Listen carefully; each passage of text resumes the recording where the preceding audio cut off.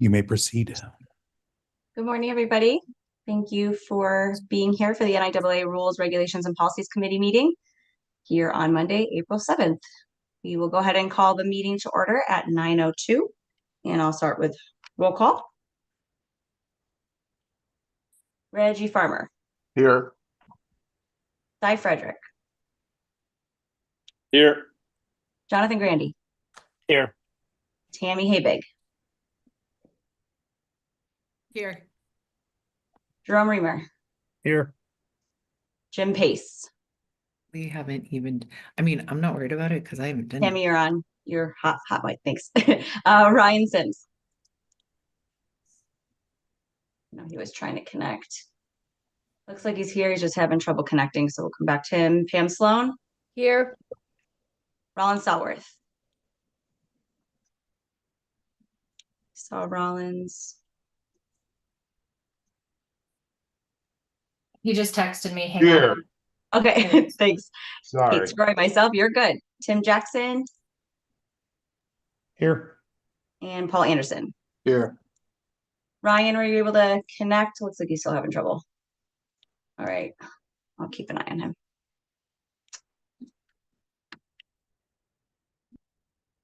Okay, moving on to item 3, public comment. This time provides an opportunity for citizens to address the committee about any matter not on the agenda. Items raised during this portion of the agenda cannot be deliberated or acted upon. Should a member of the public wish to speak on a matter not listed on the agenda, it is asked that said person please complete a green public comment card and submit it to the committee chair prior to the opening of this item. Members of the public who have submitted public comment by email will have their email read into the record. A limit of 3 minutes per person and/or 5 minutes for the spokesperson of a particular group may be imposed. It is requested that comments be directed to the committee as a whole. Comments that are determined to be irrelevant, repetitious, offensive, inflammatory, willfully disruptive, or seem to be personal attacks will not be permitted. Tim or Tia, anybody in the office for public comment? No. There is no one here. Okay. I do have 2 public comment, but they're specific to one of our agenda items, so I will wait and read them before we begin those specific agenda items. And we'll move on to 4. Item 4, looking for a motion for approval of the April 7th, 2025 meeting agenda for possible action. And again, as we normally do, if it could just be a flexible agenda in case we need to go back and forth between different items. This is Pam. I'll make a motion to approve the February 10th, 2025 meeting agenda and also to include to allow it to be flexible. Thank you. Looking for a second? Second. Who was that? Sorry, I didn't see. Jerome. Sorry. Thank you. Sorry, it didn't pop up. All Pam, right. you said Pam, you said February 10th agenda. Oh, It's the she was looking at the meetings minutes. Oh, you were I'm looking at the sorry. meeting minutes, yeah. You're So absolutely you right. amend that. You're absolutely right. For the April 7th meeting. Thank you. I didn't even catch that. And Jerome, good to second that. Yes. Thank you. Okay, all in favor, say aye. Aye. Aye. Any opposed? All right, that passes. Item 5, approval of the February 10th, 2025 meeting minutes. You will see those meeting minutes starting on page 5. They go down to page 11. Quite a bit from our last meeting there, so hopefully you get a chance to review those. Were there any changes or anything that you noticed that needed attention? And if not, then I'd be looking for a motion to approve. Member Frederick, I make a motion to approve the meeting minutes from the February 10th meeting. Thank you. Looking for a second? Second, Rollins Stallworth. Thank you. All in favor, say aye. Aye. Aye. Aye. Any opposed? Awesome. Moving on to item 6. So some of these possible NAC revisions are coming back from our last meeting. There's a couple of new ones in here, so we'll talk about all of those. When we get to 6D, before we talk about that, that's where our public comment's going to come into play. So we'll read those when we get there. But we'll go in order to start off. So looking at 6A, which is NAC 385B.212, that's our annual membership dues. This one was just coming back as we had some discussion regarding, and that's on page 12. regarding having the years and the amounts for dues.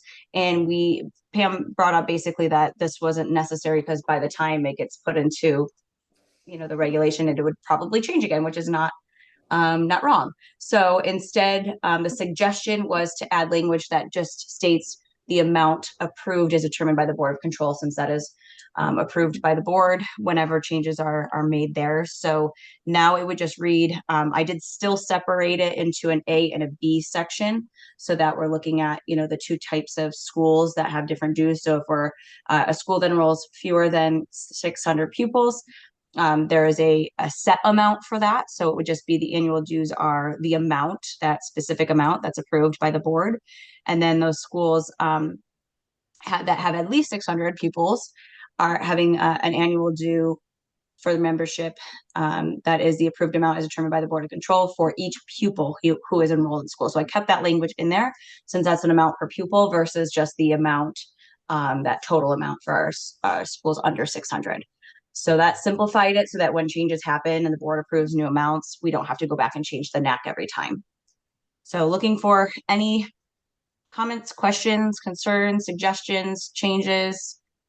And then if not, we would want to move to send this to the Board of Control for a workshop at our next meeting to get into the NAC if there's no discussion on that.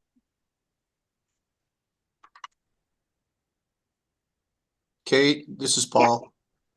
At our meeting last week, the board meeting, we approved all the other membership regs that are kind of tied to this 202, 206, 208, something like that.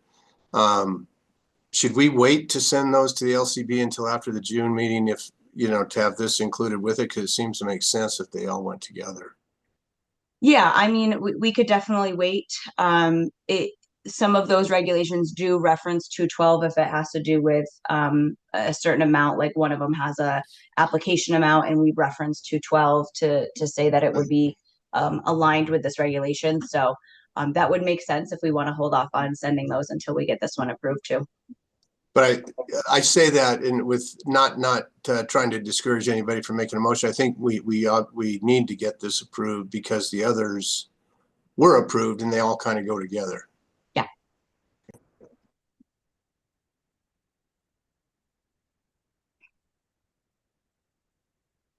Any comments on this? Yeah, go ahead, Pam. This is Pam. I'm ready to make a motion and I agree with Paul. All righty. All right, I'll make a motion that we approve NAC 385B.212, the amount and payment of annual membership dues. Thank you. Looking for a second? Jonathan Grandy, member, I'll second. Thank you. Any other discussion, comments? Okay, all in favor, say aye. Aye. Aye. Any opposed?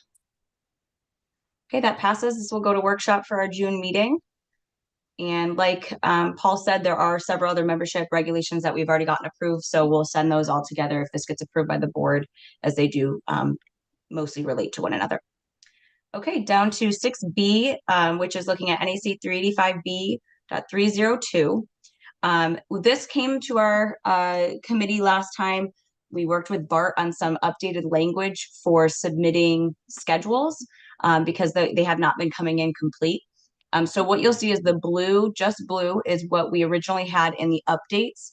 And then after that meeting, we had some other things that were discussed with regards to sanctioning events to host an event, as well as attending sanctioned or unsanctioned events. And so because we had some language for cheer, but we didn't have any language for our sanctioned sports, we also, in that discussion, said it might make sense to put it in this regulation to have some of that language there. So what we added in 6 and 7, highlighted with the yellow behind it, is some additional language regarding that conversation. And then we also added subsection 2, which specifies what that completed schedule looks like, since that's part of the issue too, is that sometimes it was just including league games, but maybe not the non-league games, or it didn't include the tournament. So just specifying a little bit more clearly exactly what a completed schedule is, pursuant to subsection 1 when it's asking for those schedules to be submitted. And then in subsection 5, we adjusted the amount there. Instead of saying 100, we adjusted that to say in accordance with provisions of NEC 385B.960, which we approved at our last meeting and the board just approved at the board meeting, which is that continuum for fines and penalties. So any regulation where we had an amount that was kind of specific to a penalty for that regulation, we've now referenced 960 instead of having that amount. So we don't need to change that continually. So those are the main changes here. I'll focus a little bit more on 6 and 7. So 6, hopefully I had a chance to read it, but I'll just kind of read it, for the record. Before a school may host, attend, or participate in a tournament, the tournament must have approved association and National Federation of State High School Association sanctioning, NFHS, when applicable. And so there's certain situations where it's not required. So that's why we put that when applicable language in there. But anytime you're having states outside of kind of the realm of Nevada and the states surrounding Nevada in a tournament, you're going to want that NFHS sanctioning to host it. And then anytime you're attending a tournament outside of our state that we're looking at, we would want to see that it is sanctioned on NFHS and that there's all high school member schools participating, as there's tournaments out there that there's club teams participating in and things of that nature, and that goes against our regulations. So just ensuring that people are doing their due diligence when they are deciding to go to a tournament and ensuring that it has the proper sanctioning when necessary. And then 7, member schools may compete against schools in good standing. This is part of a regulation that we have. So just kind of reiterating some of that language here, and then it references it here in a second. Any tournament in which a school participates must follow all of our regulations, regardless of the state that you're participating in, and must be in compliance with 308 to 310. Schools shall not participate on Sundays. That's 330. Schools that participate in events that do not have association or NFHS sanctioning would be in violation of 302. The association will impose a penalty in accordance to 960. So it references a lot of other regulations. So really those are already there, but we felt it was important to kind of put them in this regulation because it has to do with submitting your schedule, and to make sure when you're submitting that schedule that you're following a lot of our other regulations that have to do with who you can compete against, when you can compete, and that you're following those regulations. So really just referencing those so that if anybody had a question, they know kind of where to go to look for that regulation. So pretty wordy there, but I think it's important that we kind of hit on all of those, as we've had a lot of issues that have come up with schools going to tournaments that, are not following our regulations. So looking for any questions, comments about the regulation.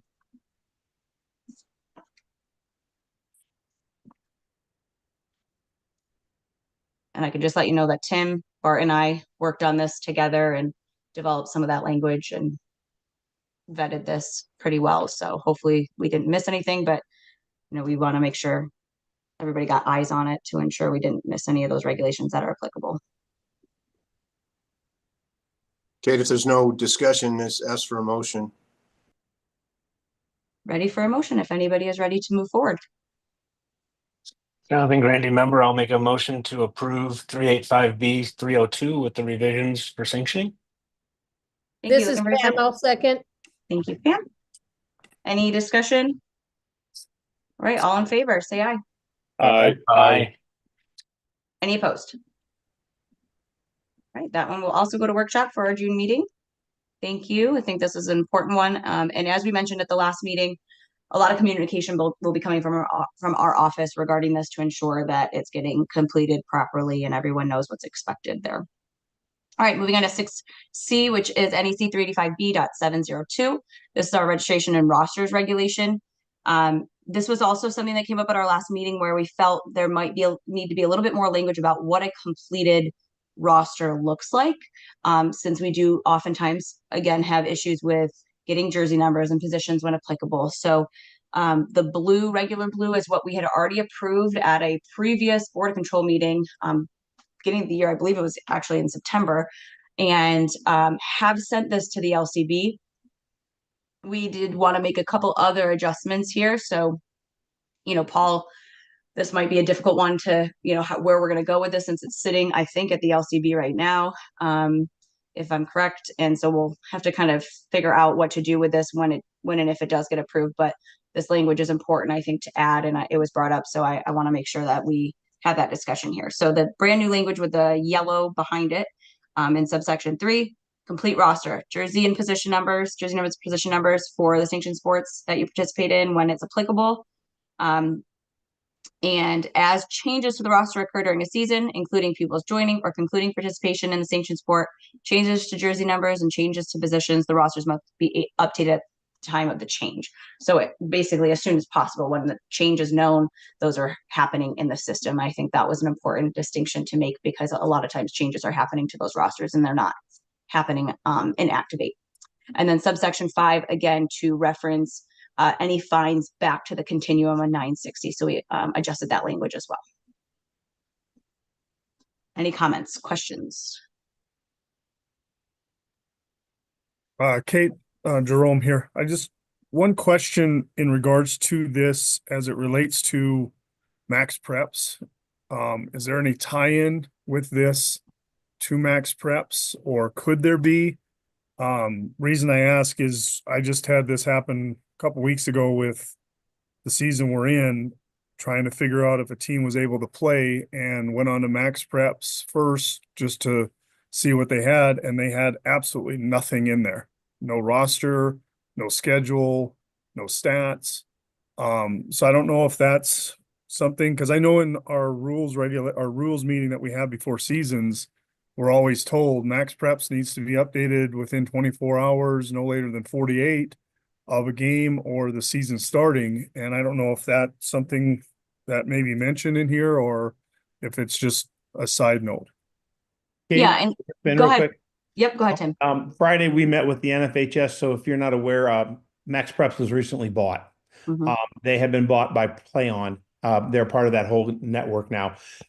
We had discussion with them Friday afternoon about that fact that the information here and the information here don't seem to meld, and who has access to that information. So we're working on something like that. The only concern I would have with identifying Max Preps or any company in there is that sponsorship may change. So I would recommend that we from our office, from our end, that we continue to work with the schools to make sure that the information put into our system is correct and accurate. And then hopefully there's Bart, you can add into this as well, because you were part of that conversation there at the end of the day when we talked about the accuracy and the interface between entities and Max Preps, what that would look like moving forward. Because Jerome, you know as well as I do, we're worried about Max Preps when somebody reports a football score of 275-2. And nobody notices it's in there, especially moving forward with the new HRM system for football. Max Preps needs to be accurate. And so, Bart, did I miss anything on that? Bart Davis and I, staff, not a part of this committee, but no. The other part of this, and we do mention at the start of the year, putting results into Max Preps, because right now they are official standings and statistics keeper. And as Mr. Jackson said, you never know when a sponsorship may change in a certain area. What we hope to have through part of the language that we're passing here, through this committee and onto the board, is have a separate way also to make sure that schedules are in with us and also results are in with the NIAA in a reasonable amount of time to make sure and to ensure that any system we're using, whether it be standings based for playoffs or rubric based for realignment, is accurate at all times. The more we try to go to an outside entity, probably the less success we're going to have overall.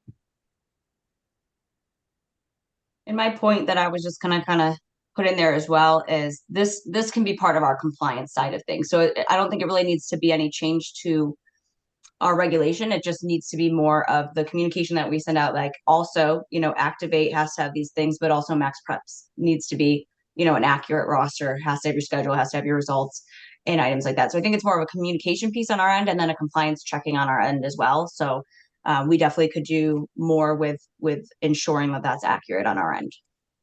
And that's what I was asking. I didn't think it would go in, but just as a clarification, because it's a little frustrating when you're trying to get coaches to do the right thing, and then you go on to another school and nothing's there, and you're kind of like, well, now I don't even know if they have a team. Yep. Absolutely. That was a great point. Thank you for bringing that up. Anything else? Okay, if there's no other discussion, I would be looking for a motion to move forward with this regulation.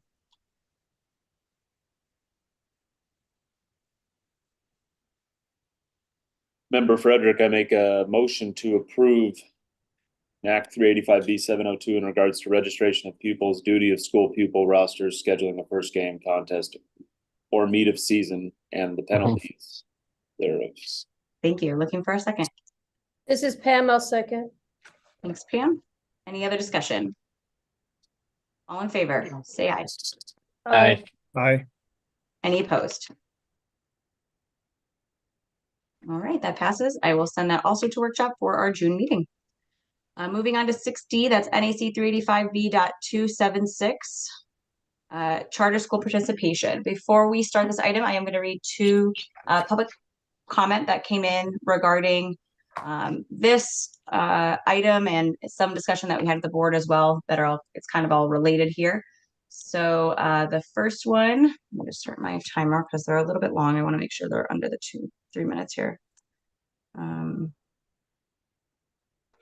First one is from Rex Hardy, and it reads, I want to provide a comment on item 6D concerning charter school participation. I provided public comment on this topic for last week's Board of Control meeting and listened to the discussion by the board.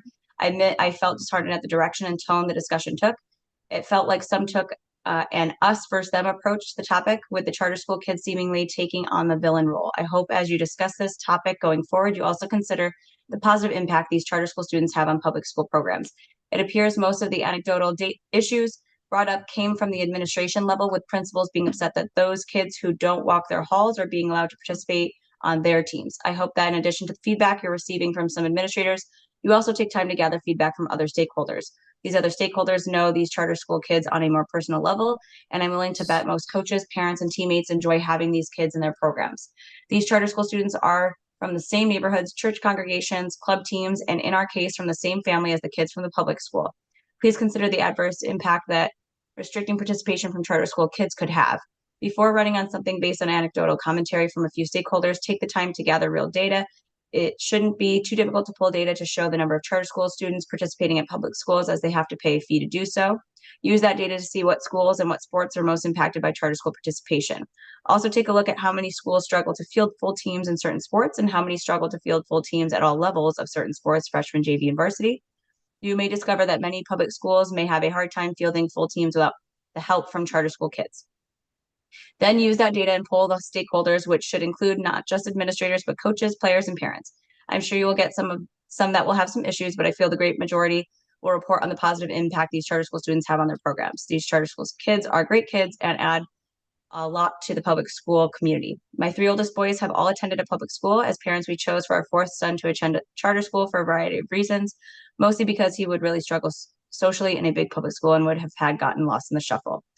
The charter school he attends has been great for him in so many ways, and it was so great that he was able to play on the same tennis team as his older brothers this past season.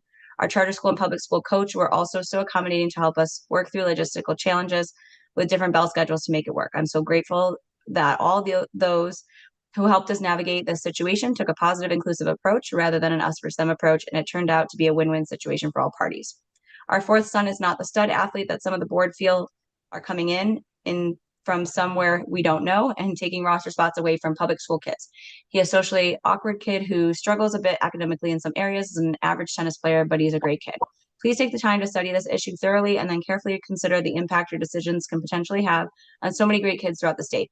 I would hope in the end you would make a decision that would encourage and allow more participation in sports rather than restrict it. I do want to sincerely thank you for your service. I realize the issues you discuss are often complex and decisions can be difficult. You are appreciated. Exactly 3 minutes. Okay, that was the first. And then the second is from Janice Peters. She is the tennis coach at Basic Academy. I'm writing in regard to the agenda item about private school students playing sports at their zone school. I watched the meeting last Tuesday and want to share with this board that the topic took a different turn than the agenda item. This agenda item comes from a private school wanting the 30 student cap lifted to participate at zone schools. They want to be treated like charter schools. This is a topic that needs to be ruled on. The NIAA representative even stated that the charter school information was only on the agenda so everyone could review what private schools were being asked to change to. However, the cap being lifted was not discussed at all, and said the entire discussion revolved around removing charter school students from playing sports at zone schools. It became apparent that the group is against charter school participation. However, no data was discussed. If a change is to be made, I would ask this board to please review the whole concept if they were take a vote on charter school sports changes. The entire board needs to see the numbers of charter school students participating at zone schools and in what sports. They also need to see the fee list of what the schools pay to CCSD and be informed of what the money is used for. If a change is needed, I ask the board if they could consider the data and make a creative adjustment. For instance, maybe some sports stay under the current system and some are removed. I coach tennis and know a facility for a charter school to get the required 8 courts is extremely expensive. Then they don't have the 9 boys and 9 girls to have a full team, so other schools won't want to play against them. It could be that tennis is left with the current system, while another sport is pushed back to the charter schools to begin that would be less expensive.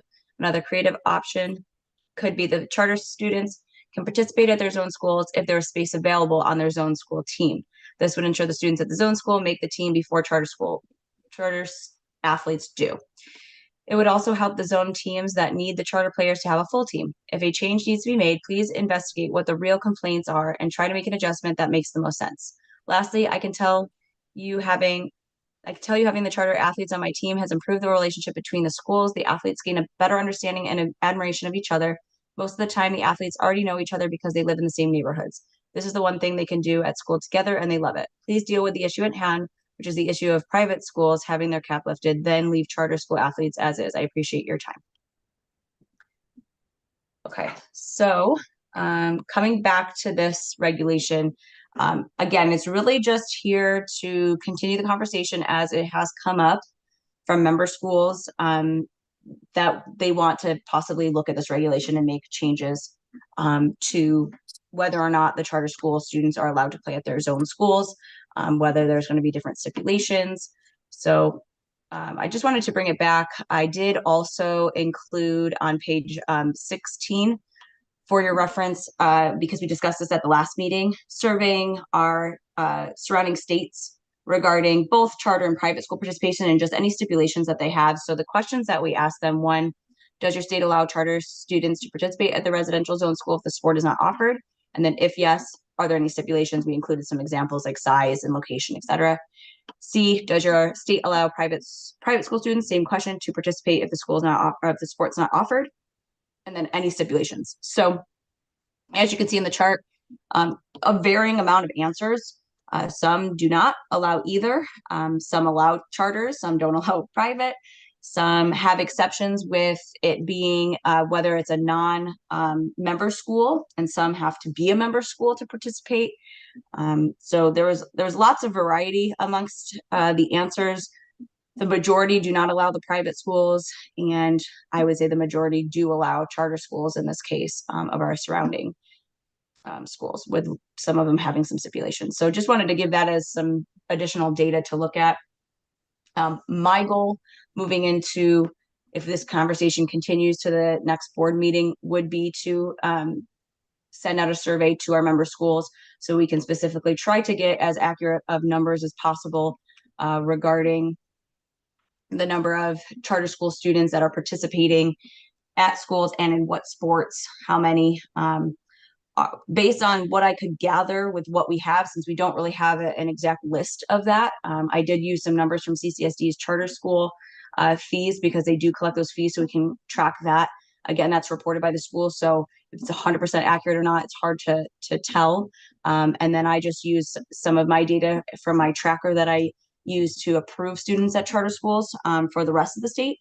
And my number is somewhere in the, again, this is a guesstimate, between 2 and 250 students that are participating from charter schools at their zone school. Again, I don't know if that's completely accurate. I would need to do a better survey of all the schools. And again, would want to do that if we continue this conversation prior to the next board meeting, so we do have those specifics.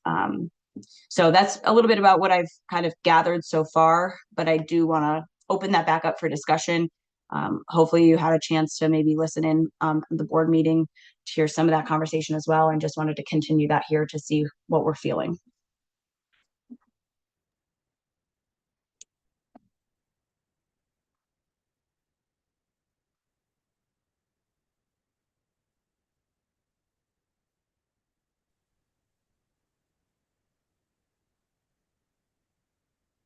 Any thoughts?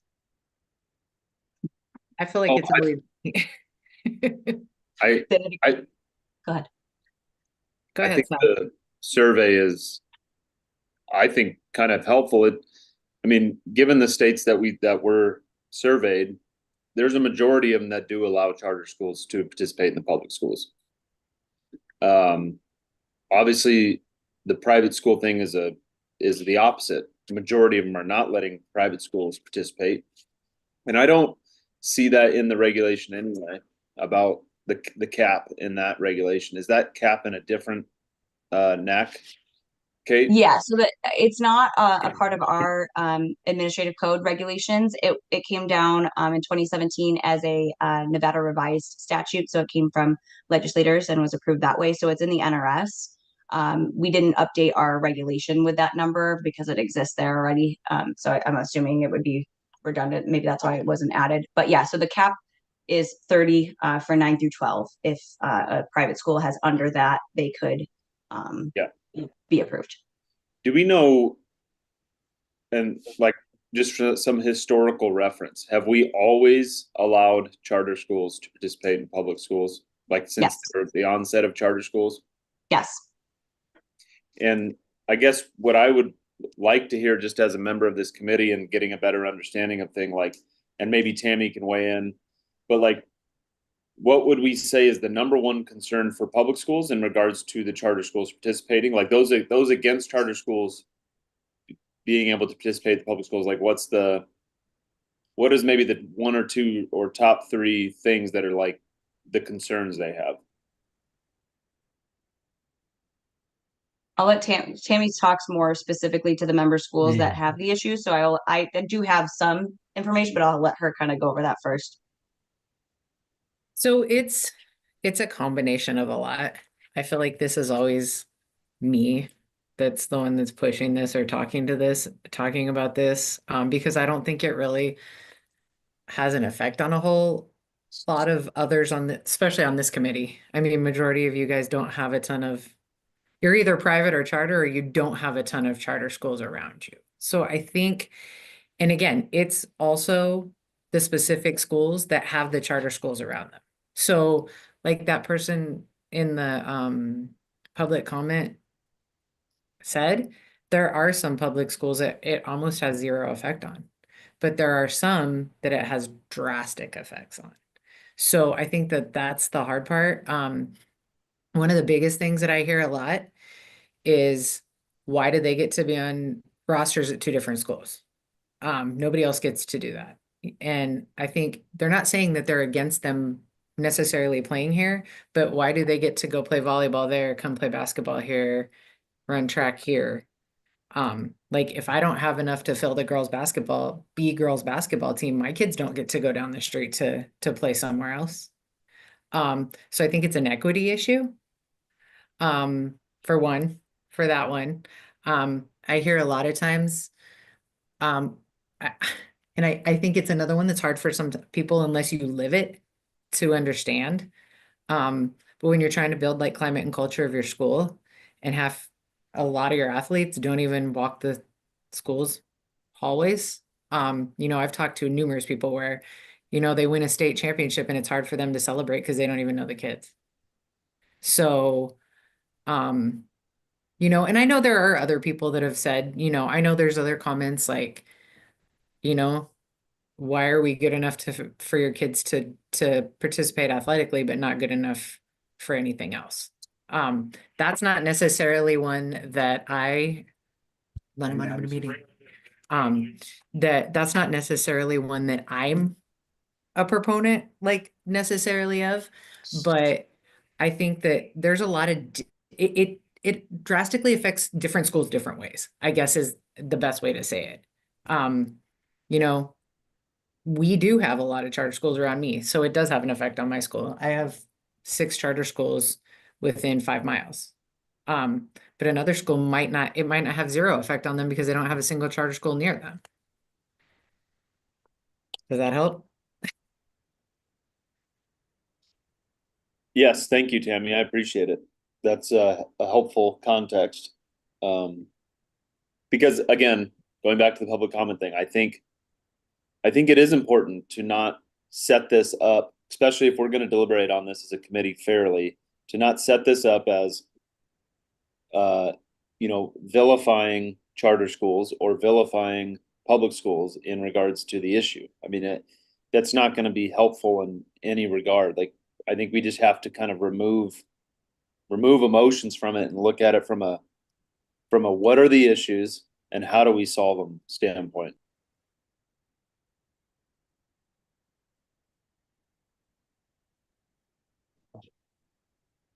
Other thoughts? Kate, we also have to remember there's a regulation in the NRS, isn't it? That allows charter school kids to play at their residentially zoned school when the sport isn't offered? Or is that just in the NAC? So the NRS that we were mentioning before is relevant to public, charter, and private. So we go above and beyond that for our charter schools. We allow them regardless of size. But if we were to change our regulation, then it would fall to that NRS. If we were to say they're not allowed to participate, they would still be able to participate if their school is under 30. Got So it. I guess I want to make sure we just didn't get the two. I was yeah, getting too mixed up there. Okay. Yep. Thank you. I have Uh, to step away go for ahead. just a second. I'll be right back. You're good. So I think like Tammy said, it really depends on the school. There's some schools that are not opposed to it. There are some schools that are public schools that are opposed to the charter schools. There's some that it affects more than others. There's different amounts of charter school students participating in different schools. I think it's very unique to each school, how they feel about it and how they perceive it, and their, some of their coaches, right? Like maybe basic, I don't know how they feel about it, but maybe the school administration's like not as hot on it, but maybe that coach is really on it. So that might be the case. And I'm not saying that is the case for basic, but you might have coaches that are in support where maybe their school administration isn't, or one coach is and one coach isn't. So I don't think there's a set answer as to, what the main issue is for everybody and, what their real feelings are about this. For the whole school, I think that's unique. So I think I've heard some things, on my end on both sides. I've heard from charters, I've heard from public. I don't know that there's enough, right now to just say, absolutely, we have to change this. I don't see that. I think there is a variety of feelings on the topic. And then even if we were to change it, I think there's also a variety of options to change our regulations too. Obviously the first is just to keep everything as is and not make any changes. That's option number one, right? They can participate regardless. We could also maybe work with the legislation to look at increasing the number on the NRS. Maybe we do change our regulation and say charter and private cannot participate at their own school unless this number, and maybe there's a number that makes more sense. And that would kind of put charter and private on an equal playing field. We could change it to say only non-member charter schools and non-member private schools can have students participate at their own school. We could say maybe only non-member charter schools, and they also have to be under a certain number, whether it be 30 or a different number. Or we could just remove the ability altogether, and then charters fall within private and they have to be under 30 to participate. So there's lots of different ways to tackle this and to adjust it if we see a need to change it. Because then, like I said, that one option is just keeping everything status quo as is. But like I said in the beginning, I don't feel like I would be doing all the member schools I would be doing them a disservice if I didn't bring this topic up, because it does continue to come up as a topic of conversation. And I know, like Tammy said, she being the liaison for 4 and 5 down here in the South, she hears it a lot too. So I did want to just bring it back, give a little bit of information from our surrounding states.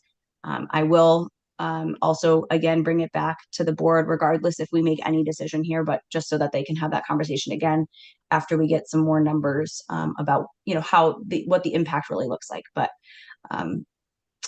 other thoughts, any other ideas from people that you've heard, or just thoughts that you have on this? I want to try to get as much information out as possible so that I can share that as well with the board. Okay, just to piggyback on what you said, I thought, like, looking at the data that you gave us, I thought it was interesting. California does allow it for both charter and private, but only for non-member schools, which that would change things dramatically here, because it is, I think, different if the school doesn't offer any sports, or any NIAA sports, at least.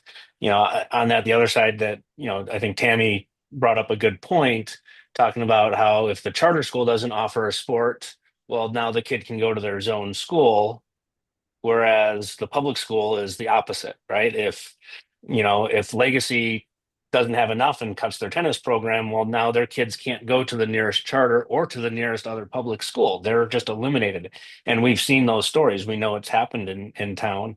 So there is definitely an unfair advantage there. And I don't know if that's something like we've talked about with the membership and charter schools having to declare their sports. And well, if your school declared the sport, if you don't fulfill it, you still don't get to go elsewhere with those sports, at least in those types of situations. I don't know, something that again gives some more teeth there, because like we've said, we know it's no knock on charters. We know what they're doing. They want to build programs and they want to do that, and they have these intentions. But then when the numbers aren't there, now they back down, and it kind of affects the surrounding schools. And I've been in that situation where I had an athlete who had been with our school for a couple of years attending a charter, and then the charter started the sport, so now the kid had to make that choice. Do they keep at the charter and go play sports in a new program, or do they withdraw and enroll in the public school to continue with the team that they've been playing with for 3 years? So it's lots of variables there, I guess.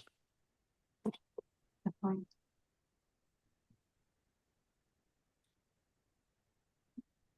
Any other thoughts? Yeah, I think it's worth considering the cap number for charter schools as well. Like, right, because there isn't a cap for the cap rule is only for private schools, is that right? Yeah, the cap is basically the minimum we have to by statute, and we have gone above that cap and said, and you can have any amount. So that's just the very minimum. So if we were to take it away completely, they would still be able to participate at their zone school if their school is under 30, no matter what we did with our regs. Gotcha. And I think if you listened in the board meeting, Sage Ridge brought up the number, right, for the NRS, and was asking us to consider it. So it's not that we don't control the NRS. We're not able to change that number, just us as the NIAA, but we certainly can work with legislators to try to possibly get a change to that. And obviously member schools and people in the community can do that as well. So that's why I brought that up. It's kind of like an option. It's not something we can do right now in this moment, but I do think that would possibly be a consideration that would maybe please all sides in some senses, is that if we were able to increase that number to a number that, made a little bit more sense, because 30 is a very, very small number and it's hard to field anything with 30. So that makes sense that they're not going to have sports. But I know that there's also pushback from 1A. I mean, we did hear some conversation from our smaller division about, allowing that and the effects that could have on their school. And so, there's an argument for every side of this is really what I think it all comes down to. And that's why it's difficult to have enough data and push to make one change one way or another, because there are sides to it that all make sense. Is there amongst the charter schools or really any school that doesn't have a certain sport or all the sports, is there a collective incentive to be like, hey, we want you to get to the place where you have those sports? Or is it just hey, if you don't have basketball, whatever, we don't ever expect you to have basketball? Does that make sense what I'm asking? Yeah. I mean, we don't have anything, in writing that says you need to try to field as many possible sports. I think it's kind of an unwritten, expectation that you do field as much as you possibly can for the size of your school and your facility and monetarily and whatever you can do. And that's different for every school. So we can't really put you have to have this or you have to have that. We have our minimum, which is one boys and girls sport per season. But it's definitely something we encourage and we would love to see as many schools as, it's feasible. But we also don't want schools to overcommit and say, yeah, we're going to offer all of this. And then they just don't have the interest and then they're canceling games. So it's a delicate balance of having what you can support at your school. So I would say, yes, there's an unwritten, no, I wouldn't even call it a rule, but expectation or, desire from the NIAA that our schools are fielding whatever they possibly can for what they have. The reason I ask is just maybe there's a pathway to walk down of it's not a cap on in regards to the number of kids you have at your school, but maybe it's in some regard to how many sports you already host at your school. So like if you host every sport except for this one sport and you've got these kids going to the public school to play that one sport, it's like, well, if you can have the rest of these sports, can you also, work to a place where you can get this other sport so that your kids don't have to leave your building? Yeah, well, Reggie, I don't know if you want to chime in. We kind of talked about this the last meeting, how, the sports that you don't offer, it's pretty much just the sports that you don't have the facilities for, and there's not really a possibility for you to host. I don't know if you want to chime in on that, but I know we did discuss that last week. Yeah, and I can't speak for everybody's charter school or system or what they're able to do, but at Doral, we offer every sport but wrestling and football. And we just don't have the facilities to be able to do that. I'll just leave it at that. We're kind of landlocked. We just don't have, we have to use a park for baseball. We use a park for softball. Everything that we can, we will do. But just I can't see us ever having wrestling or football on this campus. Besides that, like I said, we offer every other sport, because we make it work, again, renting parks and doing whatever we need to do to give our kids that opportunity. And if we had the ability to have a football field, right, and a gym space that would allow us to have wrestling, I think that could be a possibility. But we're just landlocked, and even with our 1,000 kids, I don't know if I have 60 football players here even. So, that's the other thing is, again, what I'm always worried about as a charter school administrator is biting off more than we can chew, right? And not having the kids to fulfill a schedule. And that's the worst thing. I don't want to ever put us in a situation where, we build a schedule and then we just don't have the numbers and it falls apart. And so we're offering the sports that we know we can offer and that we are confident we'll have teams for.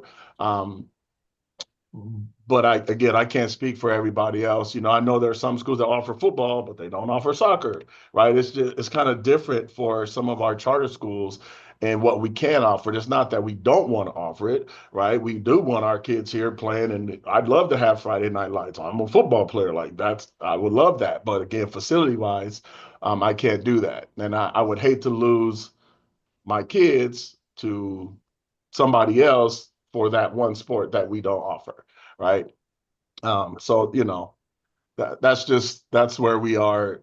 Again, we want to participate and we want to be in the NIAA. We want to compete against everybody else. Again, just facility wise, I didn't build the building. I didn't purchase the land. We're kind of locked in where we are right now. Thanks, Reggie. Anybody else have anything else to add?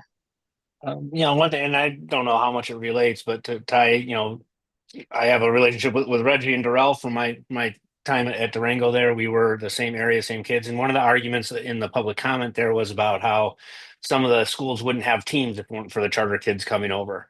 And to kind of reflect back, when I was at Durango, we did have a large number of our, take tennis. Tennis program was non-Durango kids, whether they were CTA kids or they were at one of the other charters around.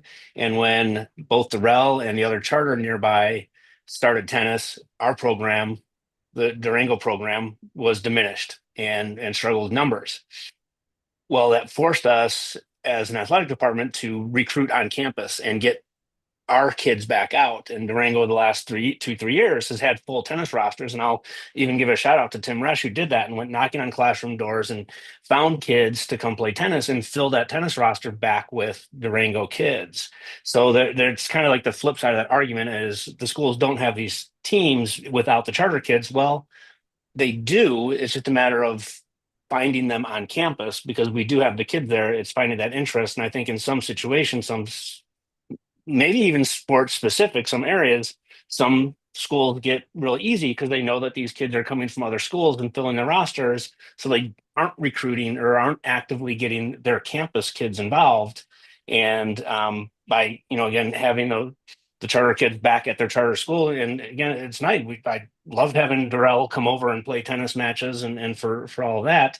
But the other plus side of that is it got more Durango kids out and involved in sports, and then connecting to other sports as well, because there were spots we needed filled with kids, and kids didn't have experience, but that was okay because they were going to get opportunities at their school now.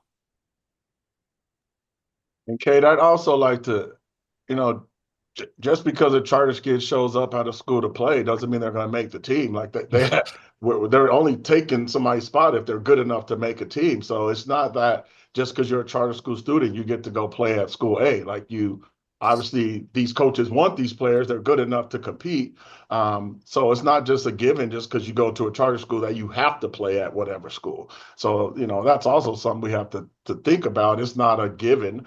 And for our kids, if this thing were to pass and a kid, a freshman's coming in and now they have to decide what they want to do and they go to Sierra Vista to play football and they get cut.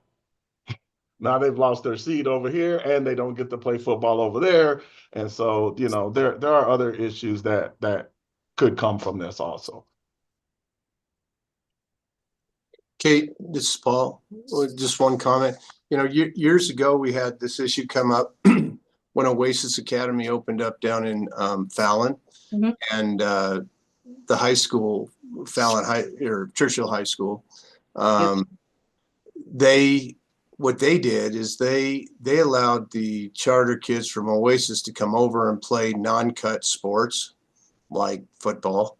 You know, where you just have a roster of whatever size, but in any cut sport, they weren't allowing them to come over because they didn't want to take opportunities away from kids that attended their school, Churchill County High School. And so that's another issue, and it all goes the same thing. And the other thing too, like with the privates, the going back years and years and years, the privates didn't want to have kids coming in to play at their schools that don't walk their hallways because the argument then was, and I don't know if it still is, you know, we the privates make, you know, charge tuition to our student body, and we don't want opportunities taken, you know, from kids at our school by kids who don't attend. So, and vice versa. So we want to keep kids at our school as opposed to allowing them to go to their zone school to play. So I don't know if that helps. That's just kind of historical. Yeah. And I think that is one of the arguments too, is that, you know, the charter school students taking the position of other, you know, zone kids. And that could be the case for a lot of different, you know, any out of zone, you know, variants or COSA things, you know, kind of the same argument there is allowing kids that are not in zone to take the neighborhood kid spot.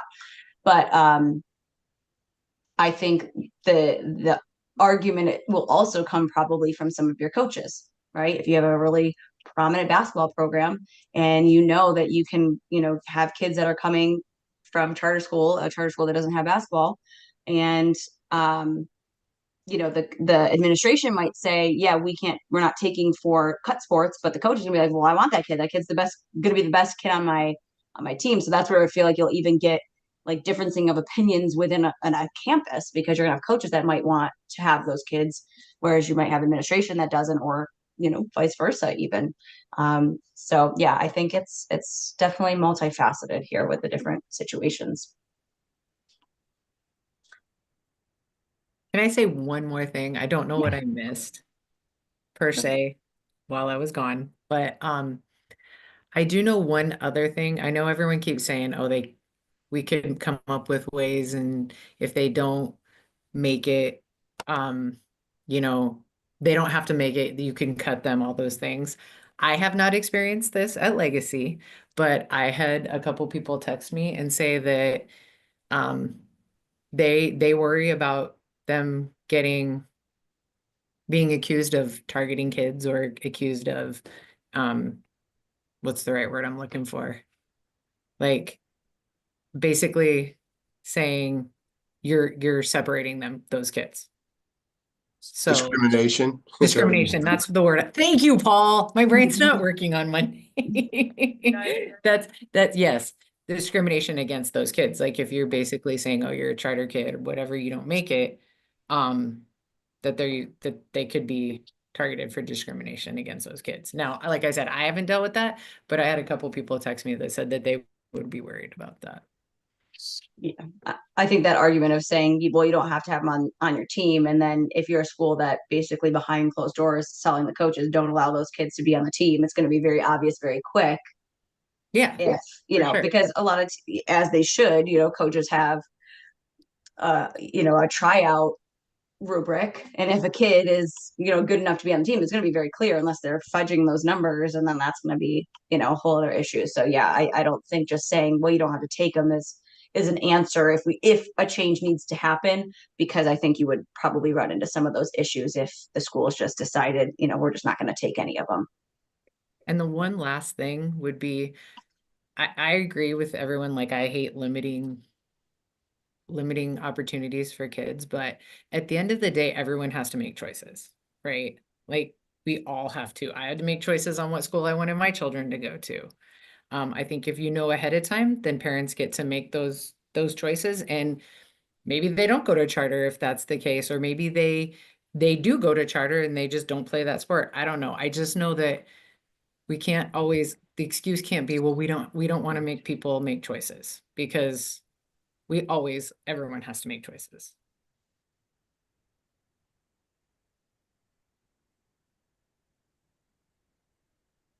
I know we talk about this very commonly being a Southern Nevada and CCSD and Clark County thing, but I know in the north there's some growing charters. I don't know if Rollins or Ryan have any feedback or any perspective on how it is going up there and what they see coming in the future.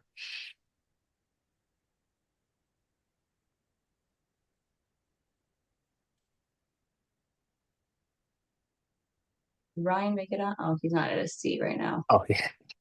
Another point that I thought of that just right now was the levels of which your schools participate as well, right? So like if I'm a really good wrestler and I go to Reggie's school, even if Reggie had wrestling, I don't even know what level you guys are at. Doral, is it 3A? 2A? Sorry, I was muted. We're at 4A. 4A, okay. So probably a bad example, but let's say a charter school is a 2A school and everything else. It's like if we don't have wrestling, it is what it is, but like I could go wrestle for this public school at a higher level, which is where I should be in regards to my ability to perform and my exposure, right? For being able to play at the next level potentially.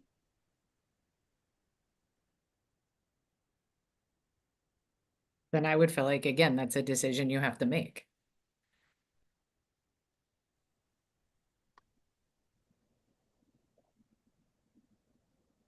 Kate, it sounds like this is something that we probably ought to just bring back or something. I mean, this could go on all day. Yeah, I just want to get as much opinion out as possible. So my plan to move forward is going to be reaching out and trying to get a more concrete number as to how many charter school students are participating at their zone school and in which sports. I will bring that up again to the board just so that they have, full transparency with what we're talking about and can get a little bit more, perspective there. But I don't, like Paul's saying, I mean, we could talk about this all day. I think we are talking on all sides of the issue, and I don't think there's a clear cut decision or feeling of what way to go with this. So continue to talk to people, as a representative on this board within, your realm of who you, private schools, talk to private schools, charters, public school, talk to as many people as you can about their feelings on this. And I definitely want to continue the conversation because it does feel like there is a lot here that still needs to be kind of discerned. So thank you for the conversation. And I think we're ready to move forward here. But again, I'll bring that back. Moving on to 6E, NAC 385B.880. I'm going to let Tim talk on this a little bit. As you can see, we didn't make any changes to this regulation yet, but we did talk about it last week or last time we met. Thank you, Kate. last board meeting, I mentioned this to the board about clearing up any confusion with the rights and the rights fees that go with the streaming services. Last Friday, Kate, Bart, and I had a meeting with the NFHS in Las Vegas. Thank you, Clark County School District, for allowing us to use the space so we could hold that meeting. And we had a very informative meeting with them. We learned a lot about what we're doing, what we have been doing, and what we're going to be doing in the future moving forward. Just to bring you up to speed, currently the NIA is one of maybe 4 or 5 total other states that controls and owns the rights to streaming services during the regular season. Most states only have the streaming rights to postseason. We have sold those streaming rights to the NFHS as a part of their system, the Play On and the NFHS network. With that, schools then are a part of that with us, and then they would then have the right, the NFHS network would have the right, and I use the word right twice, and I think that causes some confusion for people. They would have the ability, the right to then refuse or carry the game. In other words, if you stream it through the network, you don't have to mess with any of this. It just goes right through the network. But if you're using some other service that you would like to explore, and the NFHS comes in, and I'm just going to pick on Tammy because you're on the screen right now, and say Legacy is going to play Durango in baseball, and Tammy uses has secured a streaming service through the correct method and procedures, and it would go out through Huddle. We'll use those as an example. The NFHS has the right, the privilege first to come in and say, no, we're going to stream it first, and then Huddle would then work through on their back end with the NFHS network. And so we want to make sure that's done correctly. The one thing I want to stress it's very important to me is this. These are the fees that we're supposed to be collecting when games are streamed. And I'm going to tell you right now that we're going to start adjusting these, but I don't know if we're going to adjust the amounts. We're going to work with schools, because we talked very long about the one thing I did not want to have happen is we are a part of what is called the VPS. And the VPS is what we get for membership in the NFHS network. It's what the NFHS network generates in funds, and it's a share that comes to our state. And we got a lot of good information on Friday about where we sit with that, and its financial impact is very important to the NIAA and to the schools as well. Because I will be honest with you, I do not believe most of our schools, if they were to go into a streaming contract with another provider, would generate enough to cover the fees that would be associated with this. So we don't want to stymie that or stifle it, if you will. So we're going to be working closely with that. So currently at this time, I don't think 880 the fees should be changed or should be adjusted, because we need to look at what we're going to be doing as an association first. And we're going to be working with schools by getting out that information to them so that they know, if Game Changer shows up and says, hey, we want to do your baseball games, what are your processes going to be? The conversation started with the schools a little bit, the board a little bit. This Thursday, it will continue with the superintendents as part of my presentation to them as their board meeting, or not presentation, update, excuse me. And making sure we get all this information out to the schools. We got some very good information from the NFHS network on Friday, some language that we can use in our communication, and we think we're going to get this cleared up. We don't think anybody is maliciously violating our rights policies, but we need to protect those rights because we do control those, and we have a good situation here as a part of the NFHS network and the Play On. So if there are questions about this regulation, I'd be happy to take them at this time. But if not, I would say, Kate, I would say we move forward from this one with no action at this time. Thanks. And how does this normally come down? Does somebody contact you and be like, hey, we want to broadcast the Faith versus this game, or are they contacting us? Oh, that's a great question, Sai. That's really a good question. So right now, if you're a part of the network, and I was shocked, I didn't realize there were some schools in our state that were not a part of the network, which is a whole nother communication thing. If they want to cover a game, what they usually do is they send our office a notification, hey, we're sending a crew. Now, remember, this is only when they're going to send a crew to your school. If you're putting it on the network, it's being broadcast no matter what. This is when they send a crew. They may send a crew to your game to do play-by-play or something. They'll notify me or Bart, and then we will We will then send it to you saying, hey, here's an introduction. The guy's name is Finn Pendergrass, and his crew may be coming to your school to cover. Now, remember, there are different types of streaming. There's streaming, and then there's the television rights and the broadcast rights. When Channel 8 comes and does something, they have they're working through their own system. We're just talking strictly streaming. So anything that is streamed out that way, they have the right to first refusal. So please make sure you understand there's a little difference there. But they will contact us. A great example is a couple of weeks ago in basketball season, they reached out and said, hey, we're going to Sierra Vista for the Sierra Vista game. I just sent an email to Sierra Vista, introductory. These guys are coming. They worked it out and they got it done. So there's a communication there. Anything that goes on the network that you upload to the network, you don't have to mess with that. That just automatically occurs. This is when they come in to cover the game, like with play-by-play, or they're going to stream it on a platform different than what you may be sending to the NFHS network. So like, I know Perfect Game has done some stuff with baseball before, like that's all radio broadcast though, typically. So that would fall under the same kind of thing, right? It would. It would. If anybody is broadcasting any of our events, they do not have the rights to do that without our approval, for lack of better terms. They would contact us. A good example, state basketball, some of the local radio stations came down to Cox. They would reach out. We would get the rights secured, and they would do it because it is a product and it is something that has value. So we make sure we do not just give it away for free, and we make sure we work with everyone. Now, at the same time, I've worked with other situations where Your View, they came down and did some games out of San Diego to broadcast them on television. We charged them the rights, but then we had them filter the rights fees right back to the schools so that we wouldn't be taking that money from schools. We didn't want to do that. But those are some of the. Thank you. Right. Anything else on this before we move forward? Yeah, Kate, Tim, I just have a quick question. I actually was gonna ask about this one. So I know the Pixelet through the NFHS, we have 2 cameras at our school, but now I've got coaches and I've got a meeting with Huddle, Wednesday. So these fees would be if we were to, let's say we switch over to Huddle, then we would be responsible for these fees, through that company.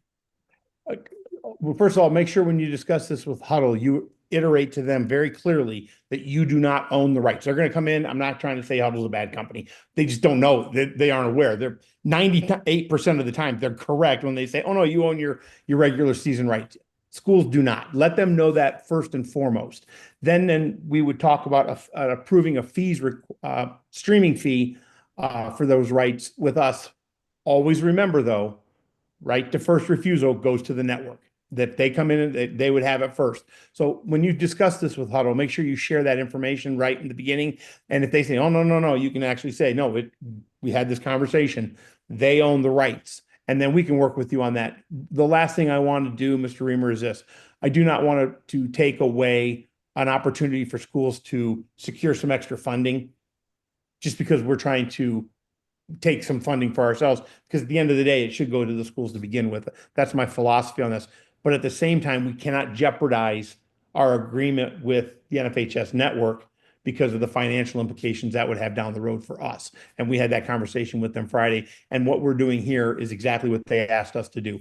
Make sure to iterate to you clearly that we own the rights as the NIAA to the streaming, have sold those to the NFHS for the NFHS network, and anything outside of that stream, we would need to make sure we have that conversation with Huddle or Game Changer or anyone else.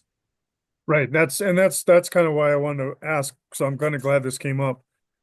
Cause yeah, I'm looking at it as a cost thing just for us to, if we were to switch over to Huddle, I mean, I don't even know if we can even do it, but I've got coaches that are like, well, they break down games, they do this, we can add to the baseball, softball. It's like, I understand that, but the monetary value's got to be there as well. So that's why I just wanted to ask, regarding that, since I knew NFHS had that through their streaming and, go through that. So thank you. Right. Anything else? All right, let's move to 6F on page 19. Okay, so this one is about our appeal process. I know last time we talked a little bit about fees and some pros and cons of changing that. I think ultimately we basically decided, there's other things we could do to assist with the appeal process in making sure that only those cases that really need to be heard are being heard, and a lot of it's going to deal with more training on the hardship process, helping our administrators with those conversations. So what I did do is add a little bit of language here about issues that come up where new information is presented at the level 2 hearing. This is one of our biggest issues, is that a decision is made at level 1, then the level 2 comes, and all of a sudden there is a ton of new information that's presented. We do tell them, if there's new information, please send that. A lot of times that doesn't happen. So what we wanted to do is put some teeth to that in this regulation. So if you look at 2D, it has A, B, and C are just related to, an appeal can be filed and it must be these things. And one additional thing I added here is that it must be based on the information provided in the transfer application where the ineligible determination was made. So whether that was with the NIAA, CCSD, WASHO, and then new information or documentation must be reviewed at level 1 prior to being heard by a hearing officer. So if there's anything new, it will be kicked back to the school to be resubmitted to that first level. Again, whoever it was, WASHO, Clark, or the NIAA. So I added that language there. And then another suggestion was to add some language about school and school personnel not acting as counsel for the pupil. They can be a witness in the case, but they can't act as counsel. So I added that in subsection 8. I do need to change 8, the old 8 to 9, 9 to 10, 10 to 11 would be the only other change. I didn't update those numbers there. But those were the only 2 changes. That was mostly based on what we talked about at our last meeting. So wanted to get some feedback on that. Any questions, comments? I have a question. When it says the school personnel may not act as counsel, can you just So explain we've that a had little? situations where, a school personnel, whether it be administrator, athletic director, or coach, has come and defended the student basically and been their Okay. counsel in a sense, like acted as their lawyer in some sense, and been there kind of on their side. And the issue with that is, as a member school, you fall within our regulations. So you are expected to, if the NIAA is stating that, the hardship has been denied, you should be in support of that based on our regulations. And so we've had some situations where they're not necessarily in agreement with what's going on at the level 1 determination, and they come to the level 2 supporting the family and speaking on their behalf. Gotcha. And Tammy, this is Paul. It's also, in my opinion, a form of recruitment. I mean, if they're trying to, if they're supporting the kid coming to their school, then I view that as ipso facto, basically recruitment. Yeah, I never even thought about it like that. Okay, thank you. Makes sense though. Any And I other- fully support what Kate's done here in terms of item 2D, sending these back, because I'm telling you, every single level 2 we go to, the story is always completely different than what was decided at level 1. And an appeal is supposed to be a hearing based on a record from a tribunal below. So if the lower, if the school, Clark County or Washoe County or the NIAA have made a ruling based on the information they have, there should be no additional information that you can provide with your appeal. Anyway, that's just my 2 cents as the attorney who always has to respond to these things, especially. And what they do is they bring these to the hearing. You don't get them ahead of time. They show up, and then all of a sudden I've prepared a case, and all of a sudden the argument's completely different. So it's just we got to change that. Hey, Kate, this is Pam, and I'm in total agreement with Paul. I've sat in many of these. And then at the same time, it puts Kate in a bad situation. It puts whoever the school, John Grande is the person that represents CCSD. Then it puts both of you guys in a bad situation because new information is being presented. And sometimes a hearing officer will say, hey, does that change your decision? And that's not fair to any party. So with that said, I'm ready to make a motion. Go for it. All right. I would like to make a motion for NAC 385B.910 with all the revisions that Kate has done for D and number 8. Can you also add 8, 9, and 10? Those numbers be changed because that's the only other issue I forgot to do there. That is correct. Add that as well. Thank you. I Looking will for a second. second. Thanks, Rollins. Any other discussion? All right, all in favor, say aye. Aye. Aye. Any opposed? Right, that one will also go to workshop for our next meeting. Perfect. Okay, 6G, if you go down to page 20 and 21, this is a and 22. This is a over 2-page regulation. Thank you to our entire team between Paul. I think Paul was in on this as well. Tim and Bart and myself, we worked on creating a regulation for sanctioning new sports. This is not sanctioning a particular sport. This is just if a new sport is brought up, somebody wants to add a sport, here's the process in writing. We have added new sports to the NIAA over the years, but there has not been a prescribed process for that. And it's just kind of been through the board and, however many years it takes and a little bit of a trial and error. And we want to make sure we have something in writing. We do have a current bill out there regarding adding a new sport to the NIAA. And we also want to kind of get ahead of that and have a process, put into our NAC here. So hopefully you had a chance to look at this. I'm not going to read it word for word, but I'll just kind of skim through the main points of this. So I put that the NEC could be 392. We don't really decide that part of it, but it would make sense because 390 is our regulation that basically has our sanctioned sports. And we are stating here that except as otherwise provided in 390, which basically says we can't sanction boxing is the only other exception there. The board may amend the list of the designated sanctioned sports pursuant to the process outlined in this section. So then it goes through what that process looks like. So first thing, a member school representative of that school proposes this new sport by completing a form that we'll create and then submitting that to us. And then I list from A to I several different things that we would want to include in that form that are related to that sport. So we have as much information as possible prior to even going to the board with it. After we receive that proposal, then we'll add that as a discussion item at the next board meeting or an upcoming board meeting once we have all the data that we need. Prior to that discussion, we're going to collect a bit of information. So 4, we're going to collect interest surveys from our schools about, student interest, what that's going to look like at your school. If you were to add the sport, what's the equity between the number of boys and girls sports that are offered, thinking Title IX here, the impact of that sport, and basically a determination on whether or not you believe your school would add this sport if we sanctioned it. That gives us an idea of how many would likely have, be in a league and be in a certain classification. 5 is then other sort of logistical information, which may come from the school, but may also come from a district. For instance, we want to get the interest from individual schools, but when we're talking about CCSD, we want the financial impact of the district. When we're talking charter and private, that's probably going to be information we're getting directly from the schools. So that's why I separated them, because it will depend what school we're talking about when we get this information. But this will talk about financial logistical impact of that sport, talking about the cost for equipment, uniforms, facilities, changes to your facilities, possible, renting of facilities if you don't have it, but plan to have the sport if we sanction it, coaching, transportation officials.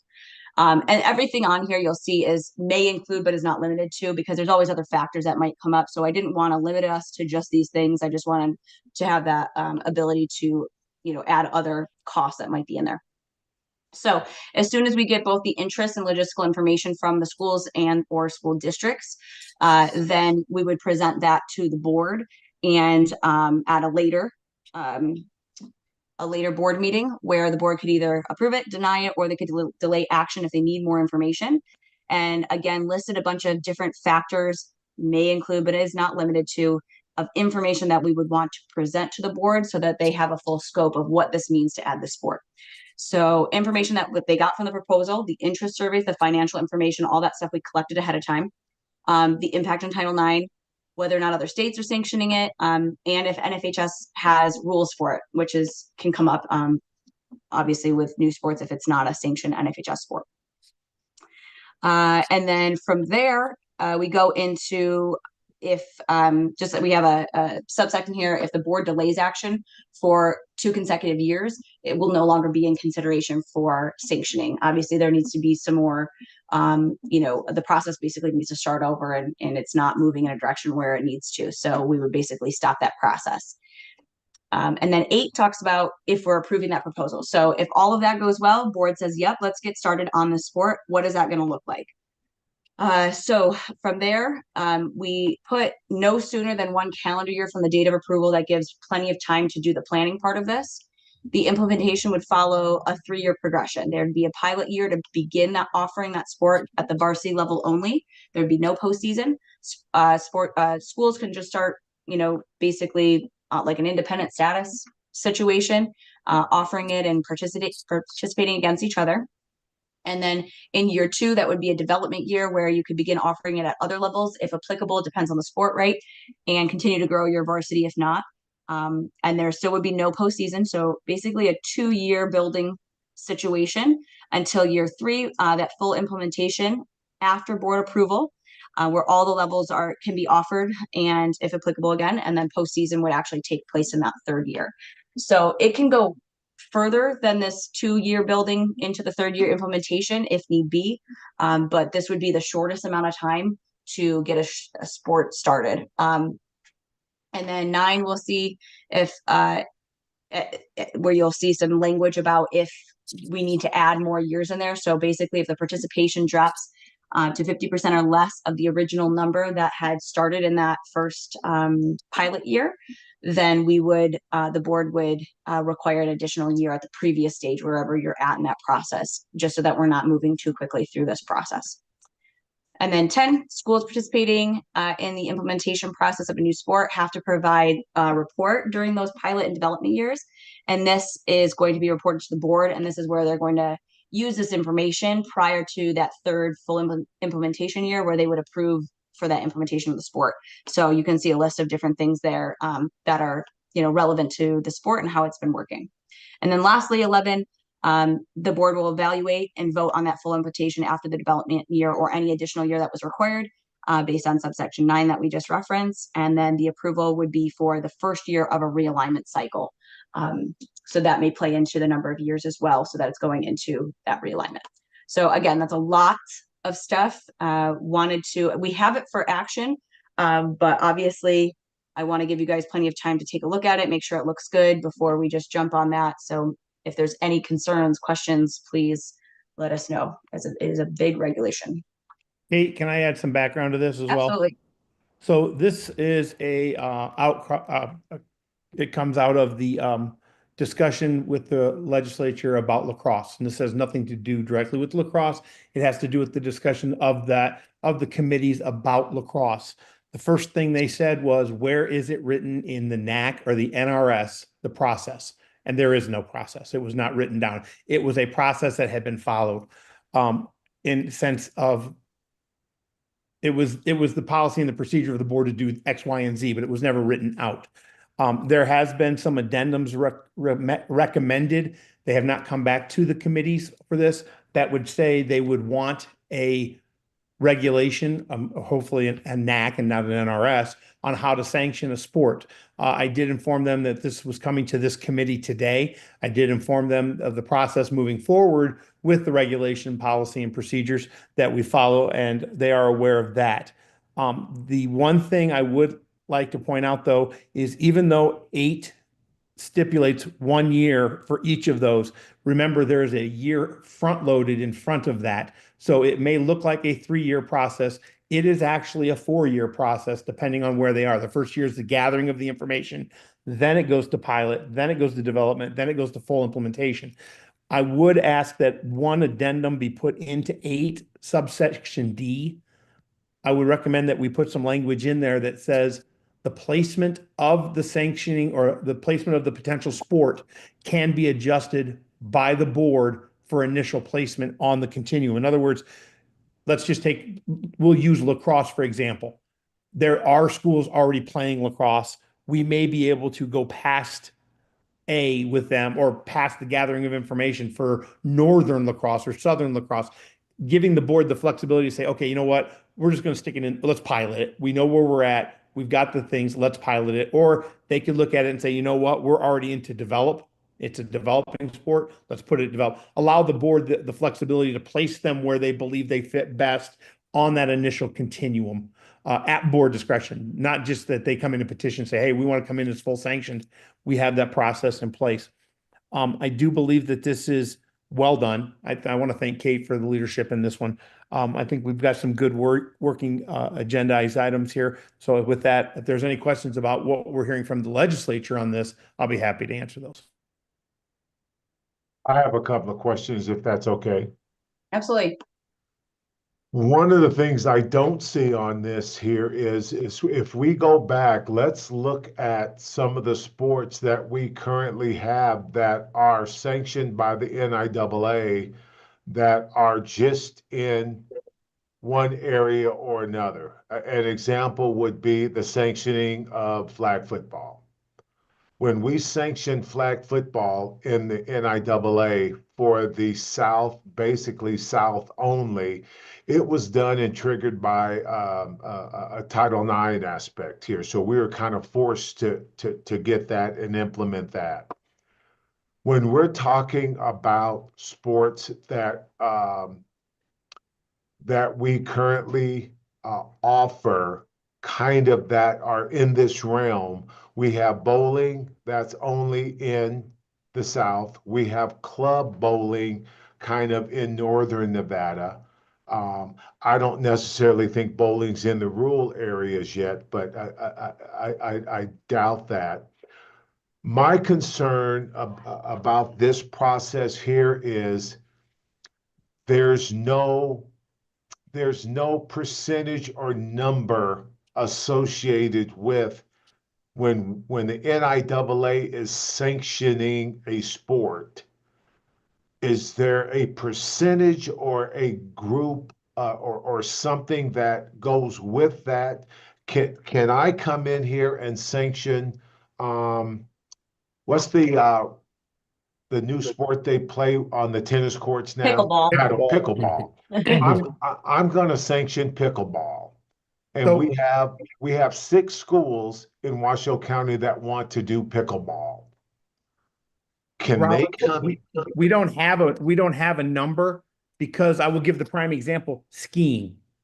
The percentage of schools that ski is very small. So if we were to set a number, we would be setting ourselves up for failure because while you can say, oh, flag football is played by 60% of the schools. Correct, because it's played in the South and it's a part of CCSD and the charter leagues or the charter schools down in the South. But if we were to flip that and go with how many ski, that number then plummets. So that's why we put in the regulation that if 50% of the schools that started out on the pilot drop out, you've lost half of your interest regardless of how much interest you had.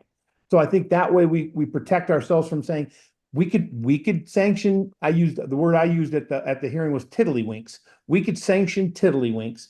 It doesn't mean all the schools will participate. That's the concern we have from the association is how many schools will participate and where are those schools located so that we have a look. Because my worst fear is what if all the Washoe schools that are currently playing them as organized club sports, and we'll use lacrosse, it's what we're talking about, that are playing lacrosse. What if only one CCSD school attempts to offer that? We're in a situation where geography is going to play a role in all of this. And I think that's one of the reasons why we put those in there, the consideration regarding the ability, the transportation, and the other roadblocks, like geography would be a roadblock. We need to be able to address it. But I don't think we should paint ourselves into a corner and say that 10% of all the schools offer it or 50%, because what if one of those schools is an outlier? That's all. What if I'm going to use Reggie Farmer? What if Doral Red Rock says we're offering lacrosse and they're the only one in the South and everybody else is in the North? We've created a situation where it's an untenable maintenance. That transportation would be a nightmare. Well, the reason why I asked that is from a Washoe County standpoint and from our larger district aspects, if we have a sanctioned sport, and I'm going to go ahead and use lacrosse right now. If we have a sanctioned sport of lacrosse and we're going through this process, and right now only 5 schools of the 11 have lacrosse, correct? Out of those 5 schools, if the NIAA says, okay, we're going to go ahead and sanction lacrosse because Washoe County has 5 lacrosse programs. From a district standpoint, we have to treat the other 6 schools that don't have lacrosse as though they might get them from a financial standpoint. So in our budget, we have to budget for 4 lacrosse coaches. We have to budget for lacrosse equipment for those 6 schools that don't have lacrosse. We have to provide a schedule and look at it where they would practice if we would get a lacrosse team. So from a financial aspect, when the NIAA is looking at sanctioning a sport, they also have to look at the negative aspect of the impact from a financial standpoint of the NIAA saying, oh, you have 5 schools that play this, we're going to sanction this, and the district is going to be out the other half of that money of putting in because kids at one school that don't have lacrosse under NIAA can't go play at the other school because they have lacrosse. Or Okay. can they? But wouldn't all of this be a part of the conversation with respect to the sanctioning? I mean, if a school district was opposed, Rollins, like you're saying, for legitimate reasons, like you're raising, then that would have to be a major consideration as to whether the sport was going to move forward in the sanctioning paradigm here, right? Well, Agreed. That's what 2F is all about. Yeah. Before that conversation even starts, a whole subsection of 2, that's 2F is huge. The financial impact the sport will have on schools or school districts, everything. I think that whole conversation, Rollins, would be happening before they even got onto the continuum. okay. Yeah, it would have to happen because if not, like I said, we would be sanctioning everything and it would be mass chaos financially for districts. Oh, and no question, and I think there needs to be some language in here that the NIAA would do its due diligence with regards to the passing and implementation of any sport that's going to impact all the other sports out there. I mean, the best example I'll use is in the long run, as we know, as positive as flag football has been for Clark County, what we found out over the years and is starting to take effect now is the impact that has had on girls basketball. As far as the lower level participation of girls basketball, the total number of girls that are playing basketball in Clark County, and that move. So while it was a great thing for Clark County as far as that is concerned, and I applaud that. It has had somewhat of a negative impact on girls basketball. Hopefully, we'll see that flatline a little bit, and those numbers will come back at some of the programs, and some programs have been more impacted than others. But of course, that unique situation of Clark County really can't take place in Washoe County because there's no way in the world we could play an outside sport in the winter time here. Well, that's in 4C as well, and I actually had a question about that. The impact on existing sanctioned sport numbers. Like, how would you ever know that? Like, how would you ever quantify? I mean, we can say, Rollins, that flag football has had an effect on girls basketball, but I don't think there's proof or evidence of that. Like, just because girls basketball numbers decline doesn't mean they're all playing girls flag football. The two things can be true, if that makes sense. Now, I may be in agreement with you, but I'm just saying from like how do you survey that? You'd have to find out how many girls are actually playing girls basketball or playing flag football who used to play girls basketball, and then you have to quantify like why they're playing flag football instead of basketball, right? It would. Yeah, I think part of that would. I was saying, I think part of that would be part of the student survey and the way that it's designed, right? And we could work through those small details of it, but I think part of that would say, what sports, they're filling out the survey, what sports do you currently participate in or plan to participate in if they haven't yet, if they're a ninth grader and it hasn't gotten to that season for whenever we're doing this survey. If we were to sanction this sport, would you play this sport? Yes or no? It could be a question of, would you play it over the sport you're playing? We can be as specific as possible in those surveys to really know that impact. But I understand 100% what you're saying. It could be as simple as looking at your rosters and seeing the kids' names that are on those rosters and how they answered, to compare those numbers. Like, yeah, this girl would play flag football over basketball, in that process of sanctioning that. So I think that's all valuable information that would need to be known and talked about. And to go back to the other things that Rollins talked about as well, I think those are all conversations that will be had at the Board of Control meeting. The NIAA will do our due diligence in informing, the board of all of the information we collected here, but also just the impact on the NIAA side and how we envision that going, and any possible roadblocks we see that might not even show up on a survey. So I think that's all information that we would definitely make sure everyone's aware of. This might be a question for Paul, but so according to Title IX, would there ever be a situation where you could sanction the boys part of the sport, but not the girls part of it? Like lacrosse, would there ever be a world where it's boys is sanctioned, but the girls side of it is not? So a big part of Title IX is participation numbers, and that's always the issue that schools are chasing that play football. Football always skews the numbers from the standpoint of participation opportunities for boys tend to exceed girls anyway. So, yeah, I mean, that's an issue that has to be considered, because you can throw your numbers further out of whack for Title IX purposes if you were to sanction boys, a boys sport, for instance, in lacrosse, and not a girls. Yeah, I think that would be part of that conversation as well. The impact on Title IX, and if that was, if all this data came back and it was like there's absolutely no interest in girls lacrosse, but there's a huge interest in boys lacrosse, that would come up in the conversation. What is that going to be? How is that going to impact our schools when it comes to Title IX compliance? Well, and there's a bit of a chicken and the egg argument there too, because when you sanction something, it provides a stability and it provides an infrastructure that allows a sport to blossom. And then, so there's a lot of people in the lacrosse world that would say part of the reason why girls lacrosse specifically hasn't grown is because there is no infrastructure. There is no body behind it, providing the consistent structure and things like that. So. Well, and just to follow up also on your Title IX issue, Cy, and the prior discussion that we had in terms of numbers and kids who were playing, for instance, football, and now they're playing lacrosse. You can count up your total number of males that participate, and your total number of females. And if that didn't change, in other words, a whole bunch of football players went to play lacrosse, and now you have that, fewer football players, but your total number of male participants in all sports is the same, then you wouldn't have an issue. Or you shouldn't have an issue. You still could with respect to other aspects of Title IX, but on the participation level, it would be the same.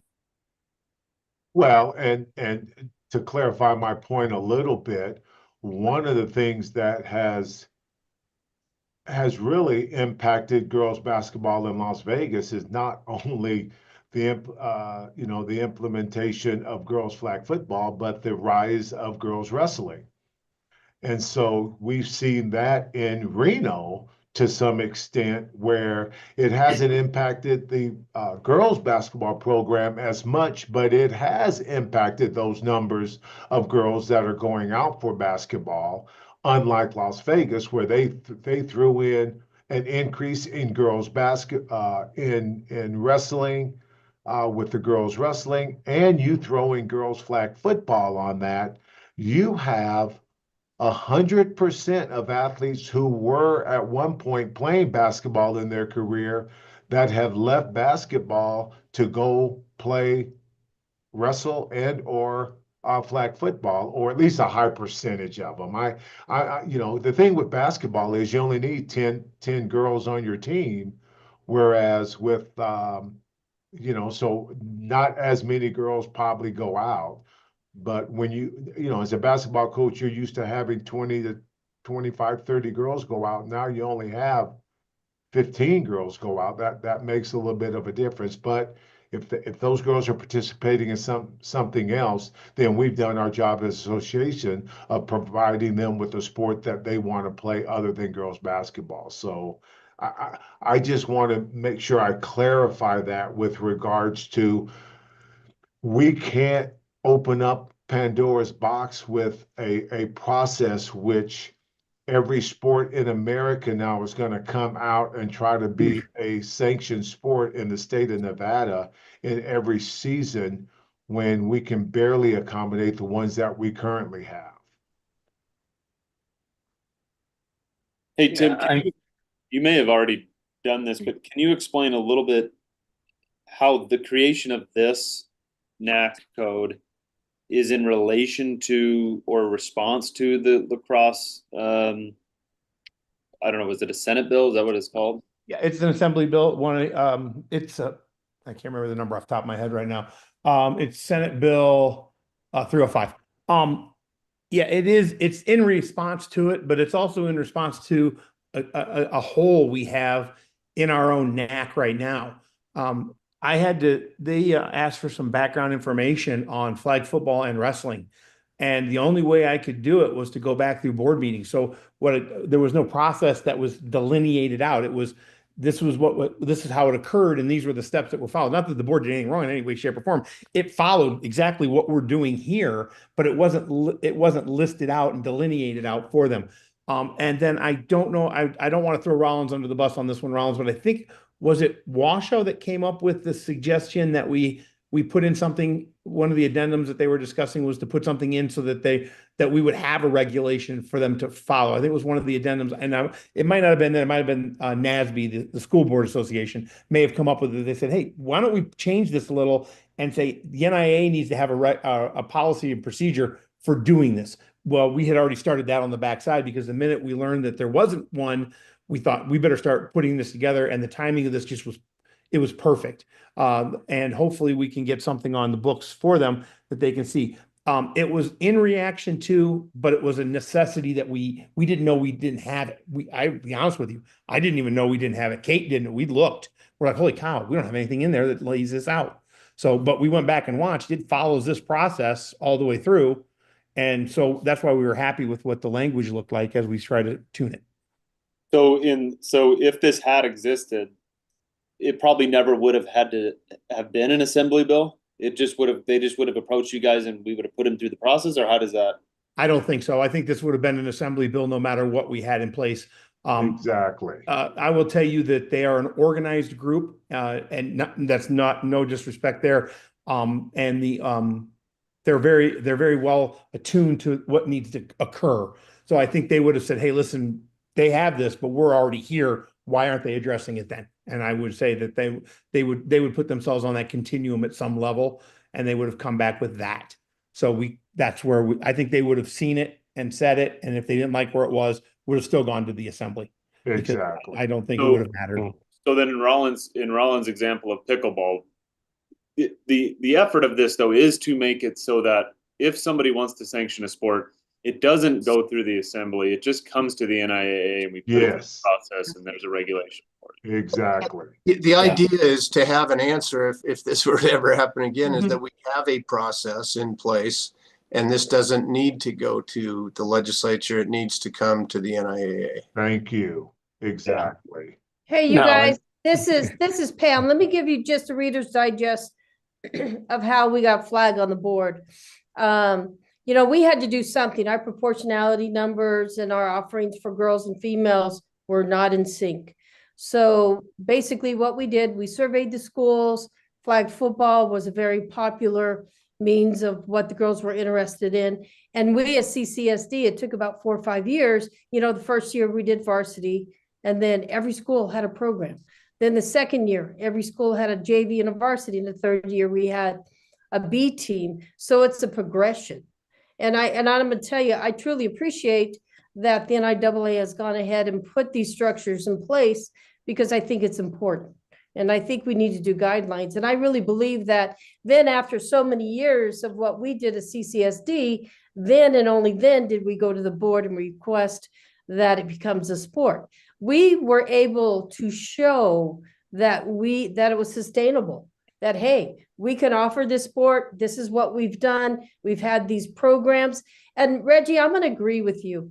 I don't believe that, and I've said this for a lot of years, I don't believe that basketball, I know everybody says it all the time, that basketball has suffered because of flag football, but I will tell you, it wasn't our basketball players that were playing flag football at the start of this. And our numbers were, our schools didn't have the programs no different now than then. So that's just, I just wanted to put my 2 cents in. That's how we started flag football. It's a great sport. Rollins, you need to come aboard, but we would have to definitely change the season. We don't want to have to do that. Just to piggyback on a few things that were said. One, Side talked about adding boys lacrosse and not girls. The side thought on that is a school or a school district that's in the middle of an OCR Title IX concern definitely is not going to add a boys lacrosse program and not a girls. So it's only offered for boys. I can guarantee there's schools that aren't going to because they can't throw their numbers more out of whack in that regard. Like Rollins at the end, I like what he said, because ultimately if we're offering more programs, we're getting more participation. And what Pam had just said, with the addition of flag football and girls wrestling, we have more girls participating. Our numbers aren't less in basketball, but across the board it's over, because we have programs with 60, 70 girls out playing flag football, and the basketball program is still at 30, 40 that they've had for years. So it's a positive there. Overall, I think we're kind of got sidetracked in this conversation, and the purpose of this regulation, I think, is spot on in creating a formal process to sanction a sport, or to have that option. I'll tell a true story. Not long ago, started this year, I was having a hand surgery, and during the whole hour of my surgery, my surgeon was talking about wanting a sport sanctioned. And how did that happen? I'm like, well, you talk to your school and it goes through, but there's no really formal. It goes to the board and they talk about it. I could just pass this to my surgeon and say, now can we just focus on the surgery instead of getting a new sport for your kid? Because we didn't have that in place. And it was, I explained what we've talked about today. How did flag football come about? How is girls wrestling coming about? Well, and I've explained this, girls wrestling isn't officially yet. It's almost there, and kind of explain all that because it is muddy. But this regulation, I think it's a pretty clear pathway. Whether we have some questions about specific things within here, but ultimately, I think it's important that we do have this in place. That's a good thing that I didn't even think of. Do we have some sort of regulation that does allow somebody to petition to change the season of a sport? Like, so let's say flag football ended up being in the north and it was like, okay, well, we got to move it out of winter now. We do not have a reg for that. But that was also part of the whole Title IX issue down in Clark County, was having another winter sport for girls. Because what we did, Cy, at the time, I don't know if you recall, if you were there or not when this happened, but there was no true state championship in at that time. It was 4A girls soccer, because the North played in the fall and Clark County, for whatever reason, played in the winter. And that's what spurred the Title IX case that then resulted in the NIAA moving girls soccer in the south to the fall, and starting flag football in the winter, so that we replaced soccer with another opportunity for girls. Is that a pretty good rendition of that, Sloan, Pammy? Yeah. Okay. That's it's a funny thing is, when I was digging through it, the motion was made in a 2011 board meeting when this all started by Mr. Beck was his name. At that time, it was to allow CCSD the ability to explore the addition of a new winter sport. And in the motion, it said cheer, flag football, or lacrosse. And ironically, those are the three that we've been dealing with. And that was 2011. So 14 years later, we're still kind of dealing with those, but that's how that whole thing started. And they went and did their surveys, and that's when flag football jumped to the top. And so it's there. It's just now we can put it right into a reg. And I think, Saida, to kind of wrap up that whole question, no, it's not in regulation, but those type of issues or changes, I think, would come just from a member school, school district, leagues, a whole classification maybe about possibly changing for whatever the reason may be, and that would just come to the board. I don't know that it's necessary to have a regulation, because it's just something that I think would just come up as a discussion item if there started to be some concerns with or need to change, as we add new sports, and then we see some disproportionate like Yeah. participation. And I'm biased here because I coach girls flag football, but part of what I see is, the two neighboring states, Arizona and California, both play in the fall. And so for us to arrange games, if we ever wanted to, we'd have to be outside of season essentially. And there's big, kind of things that happen in California and Arizona with girls flag football. And we've got some really stud flag football players in the state. And anyway, that's why it came to my mind when Pam was talking about it. Thanks. Anything else on this? Any other specifics, language wise? And go ahead. For clarification, on subsection 9 there, when it talks about, hey, if year 2 goes to 50% of year 1 and year 3, you need 50% more of the original. Are we talking 50% more of year 1 or 50% more of year 2 that you're growing in the positive direction? It's all based on the original total. So from that very first year when we started that sport and piloted it, whatever that year was after we approved, if it ever falls below that 50%, then we would require an additional year wherever it's at. So it doesn't, not of that year, 50% of that year, but just of wherever you're at in that, we would require another year. So it's just always from the original total. So like year 1, Tiddlywinks, we have 20 programs. Year 2, it drops to 10. It stays in kind of the Pilot. development until it gets to 30. Yeah, back to the original. Yeah, or back to 20 at least. Yeah, back to the or above the 50%. I guess it doesn't. Even if it just went up to 11, I would think. Okay, that's just one clarification on that, because numbers and go all over. Yep. Anything else? Okay. If not, I would be willing, if we feel it's ready, to entertain a motion to move this forward to let the board take a look at it. I know it's a lot of words. Hopefully you had a chance to really look at it and make sure it makes sense.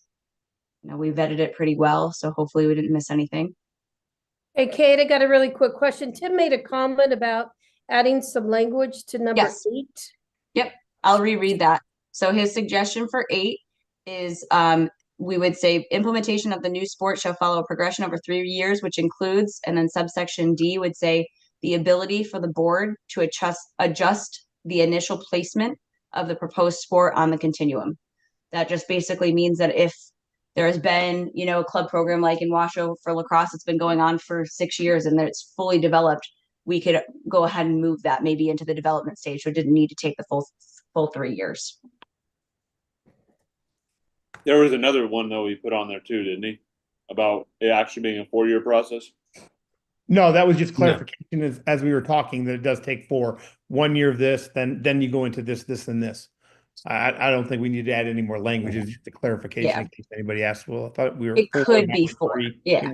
Yeah. It could be. It depends on when the board approves it. They could be approving it to start, but it's 1 full calendar year, depending on what season it would be, and it might be. So there's basically a planning year before the pilot can even begin. Right. Yep. Getting equipment, getting all. Yeah, exactly. Schedules, all that good stuff. I'll make a motion. All right, go for it. I make a motion. Can you go to the top so I can see the number? It's a made up number. It's really whatever they assign it. I'll make a motion to take the NAC requested for sanctioning of new sports by the association to the Board of Control for approval, as written with the addendum that Tim added. Thank you. And just to reread that addendum, that would be in subsection 8, it would be D, the ability for the board to adjust the initial placement of the proposed sport on the continuum. Looking for a This is second. Pam, I'll second. Thanks, Pam. Any other discussion? All in favor, say aye. Aye. Aye. Any opposed? All right, thank you very much. We will pass this on to the board and do a workshop for that as well. All right, moving on to item 7, NAC 385B.386. This came up in public comment. So I'm going to explain what you're looking at first, but this came up in public comment at our last meeting from one of our member schools, for us to just take a look at our multi-level participation and kind of a discussion on the implementation of this, more than the regulation itself, but just how it's been implemented and how it's been used or maybe misused.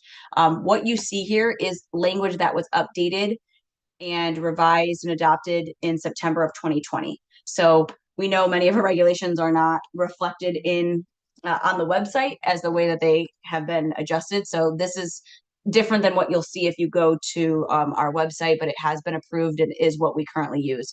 So I think that the complaint mostly kind of revolves around the misuse of this regulation. So the intent of this is obviously to save a program. Let's say your JV program, you know, a couple kids were absent and one kid's academically ineligible. You don't have enough to play that game. You're going to allow some of your non-starter kids from varsity to participate on the JV, you know, basketball team, whatever it may be, to be able to compete so that that game doesn't need to be canceled, and then also compete later on in the varsity game on the team that they normally play with.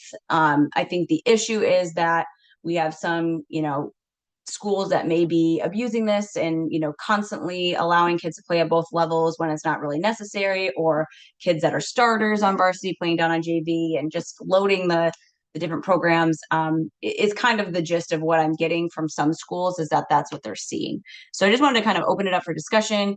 Anything that you're hearing, seeing, as, you know, in those of you that are in schools and, you know, watching games, you know, if there's been kind of a overarching issue with this that we're seeing.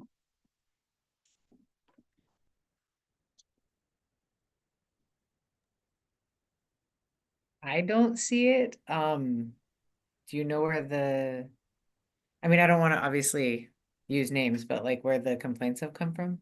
The complaint, so the athletic director at Coral Las Vegas brought it up in public comment from last meeting, but he didn't specify, you know, teams that were doing this per se, but somebody I'm assuming that he's participating against. It didn't even say the sport really, but just that, you know, it was an issue. The one thing I see sometimes is our really small schools and our smaller classifications sometimes are trying to just basically have one team that plays JV and varsity in certain sports, and are just double heading everything, and, you know, having the exact same kids play at both levels, which is obviously not the intent here. So you have to be able to initially field 2 programs, and you may have a couple kids that do play on both to really fill out that program. Maybe you have, you know, a team that only has, you have like one under the minimum number, and you have one kid that's playing at both levels consistently throughout the year, maybe to keep that program afloat. But that, I think the issue is sometimes we're having schools that are trying to get more games for their kids. And obviously now you're talking about issues with going over your game limits if you're having a whole team play JV and varsity every night.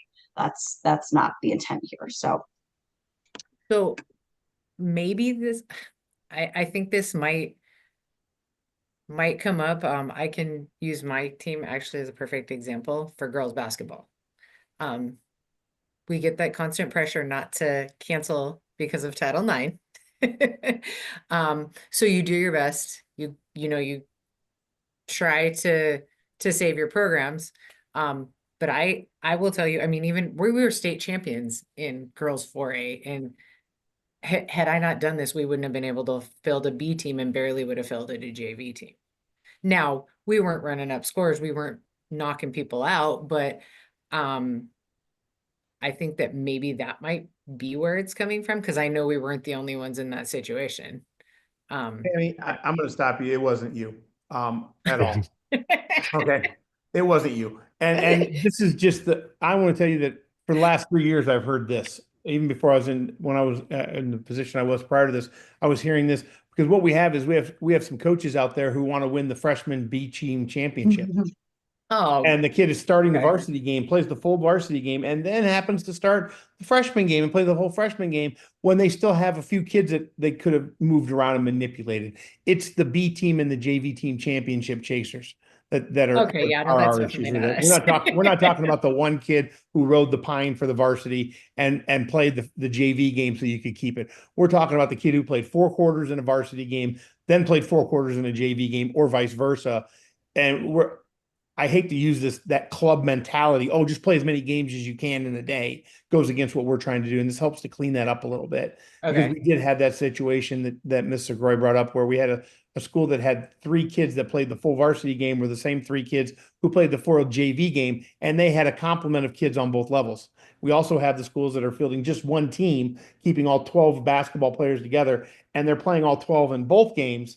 And they're just manipulating where they're playing. And we're going to run into a situation where someone screws up and realizes, oh dear, I played a senior on the JV game. Or when they don't do it, the varsity kids playing the 10 players, and then they're playing the same 8 in the next game below it. So I think that's where this is really coming from. But it wasn't the offset where we had 1 or 2 kids bouncing back. We're talking full squads moving up and down across the board. Literally see- having officials contact us now because they're even seeing it. I see it a lot in girls flag football.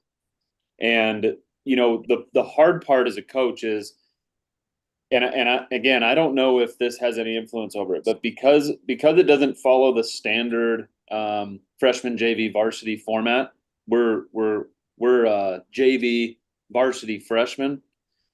I think sometimes it puts those coaches in a tough spot because the coach will basically be like, we don't have enough girls to play the JV game, you know, so we need to take some of our varsity players or whatever.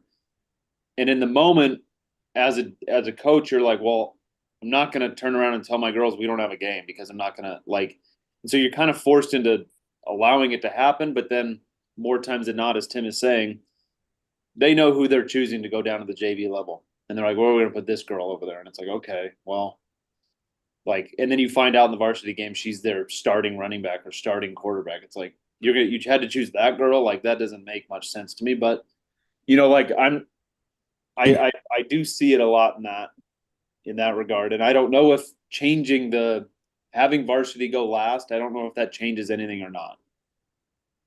Well, I'll tell you I don't know how much you guys deal with it at private, but from our perspective, a lot of times those are the only kids that want to play both.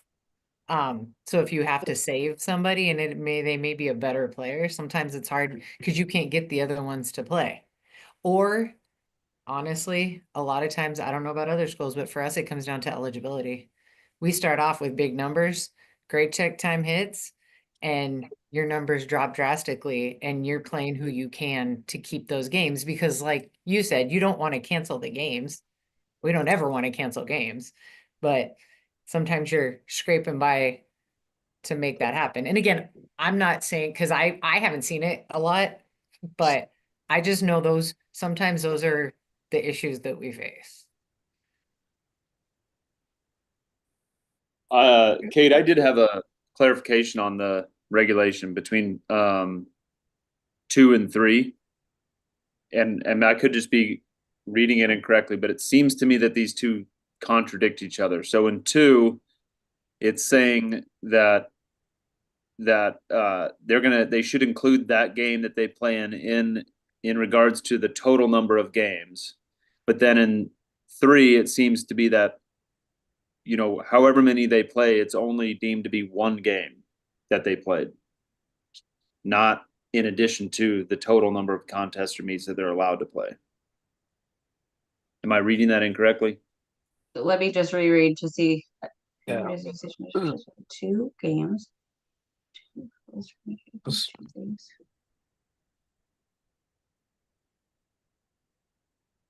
I think in two, it's basically saying if you play 2 varsity games in a day, that's 2 contests.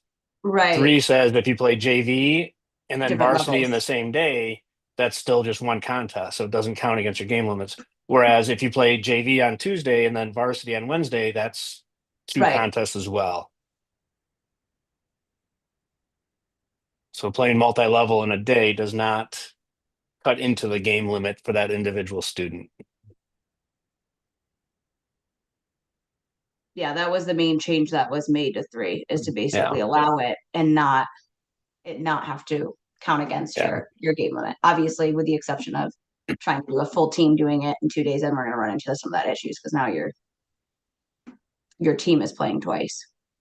Yeah. And from my end, the concerns that I get are kind of what we've talked about a little bit, where it's, we go basketball. It's easy for me because I'm a basketball person. A kid scores 25 points in the JV game. Cool. She was good. She's a good JV player, but then goes to the varsity game and scores another 30 points in the varsity game. She was clearly a varsity player.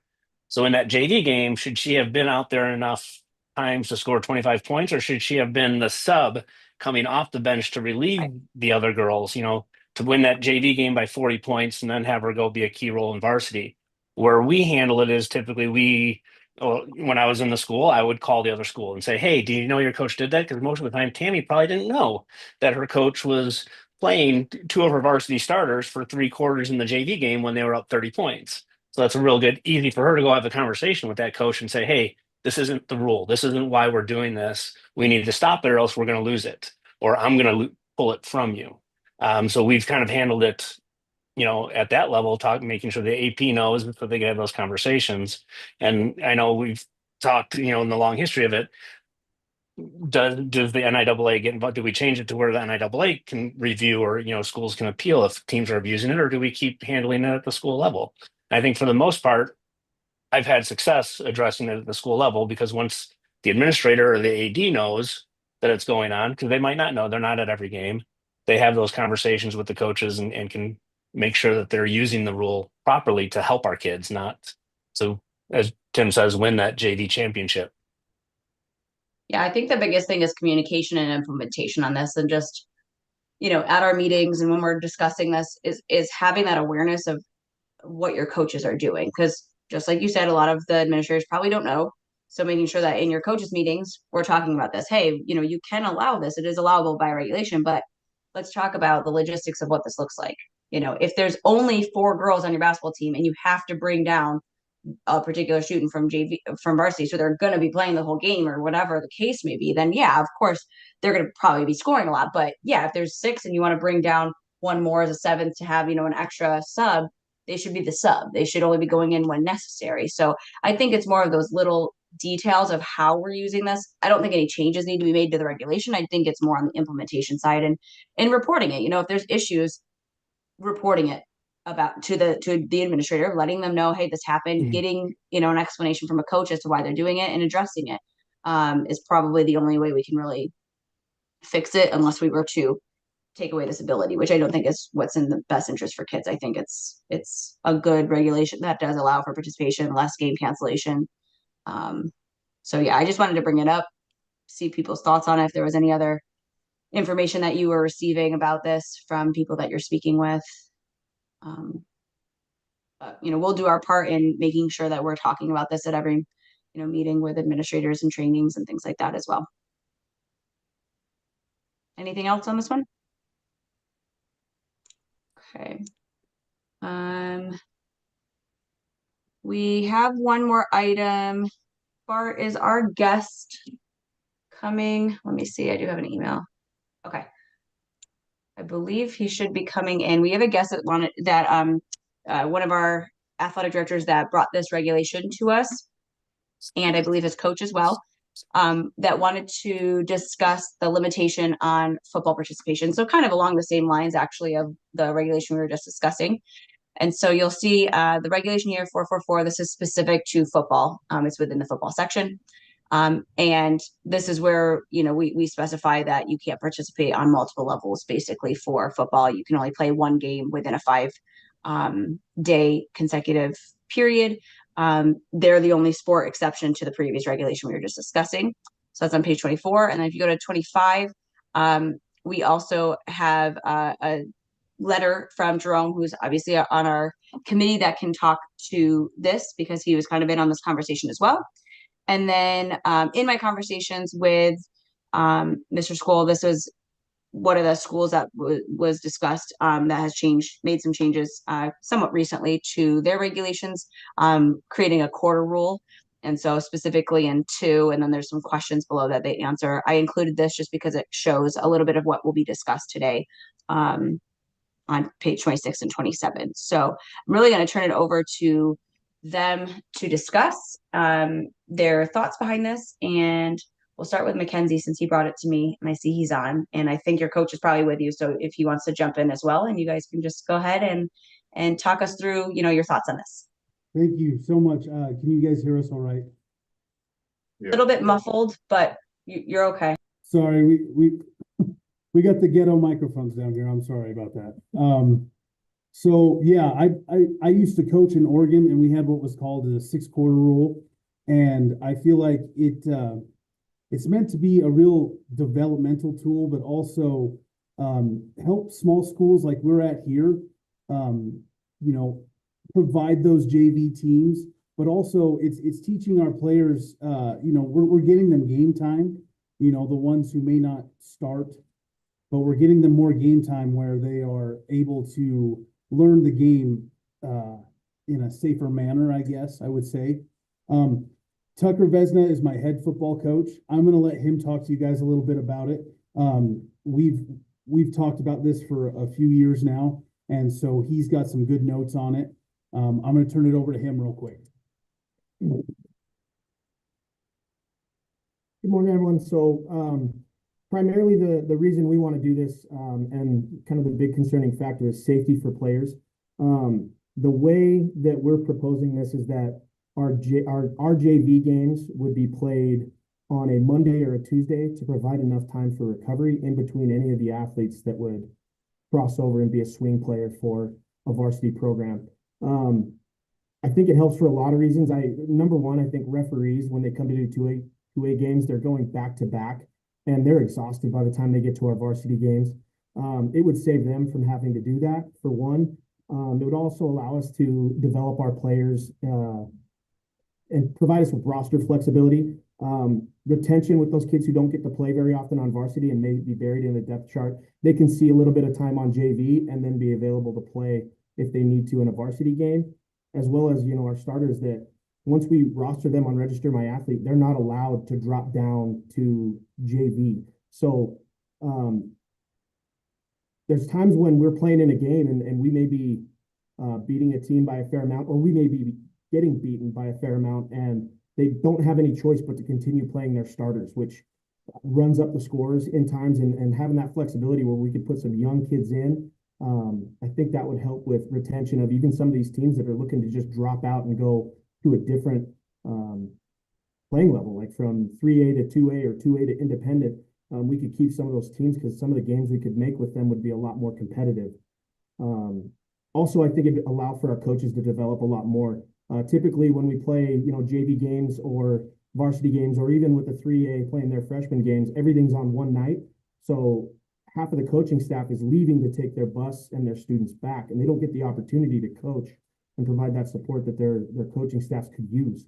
I think it would be great for the coaching development for those young coaches as well to get experience in all the games that they could be there for, rather than having to leave on the bus to take students home.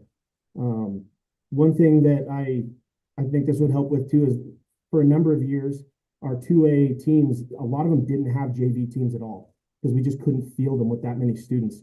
We're starting to see that creep up, but at the same time, with the rostering and without the opportunity to use this rule, we wind up canceling a lot of games because of grade checks or injuries or eligibility and stuff, where if we had the flexibility of using this rule, we wouldn't have to cancel these games. I use, for example, Wendover has been trying to get a JV team for a long time. I know Incline had their JV team for the first time for the last 2 years. North Tahoe, same boat. And we're starting to expand a little bit, but when there are injuries or eligibility problems, we end up canceling games. I think this would provide the opportunity for kids to move so that we wouldn't have to cancel those games and lose out on opportunities for our kids to play. I think that's everything I have. I know I also spoke with the 3A Coach Sellers and Elko, and we've talked about setting up our own league with just their freshman teams and our JV teams. I know that would be specific to Northern 2A, but we could limit travel by playing those freshman teams in a 3A, and then split those games so that they have plenty of time to rest in between a Monday or Tuesday JV game with a freshman team and then a Friday or Saturday varsity game. But I believe that's all I have. I'm willing to answer any questions. I know we're both big advocates for this. We've been talking about this for years in order to get our kids more opportunities to play.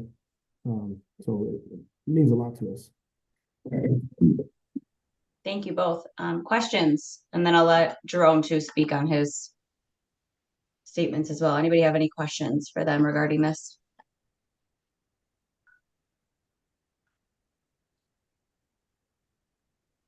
So I just have the question kind of about what Oregon does. So they have a 5-quarter rule for the bigger divisions, right? And then a 6-quarter rule for their smaller divisions. Is that what I'm reading there on the number 2? Yes. Yeah, and that the reason they go 5 with the bigger divisions is to avoid the abuse of it, center Right. down, like what we were just talking about. Yep.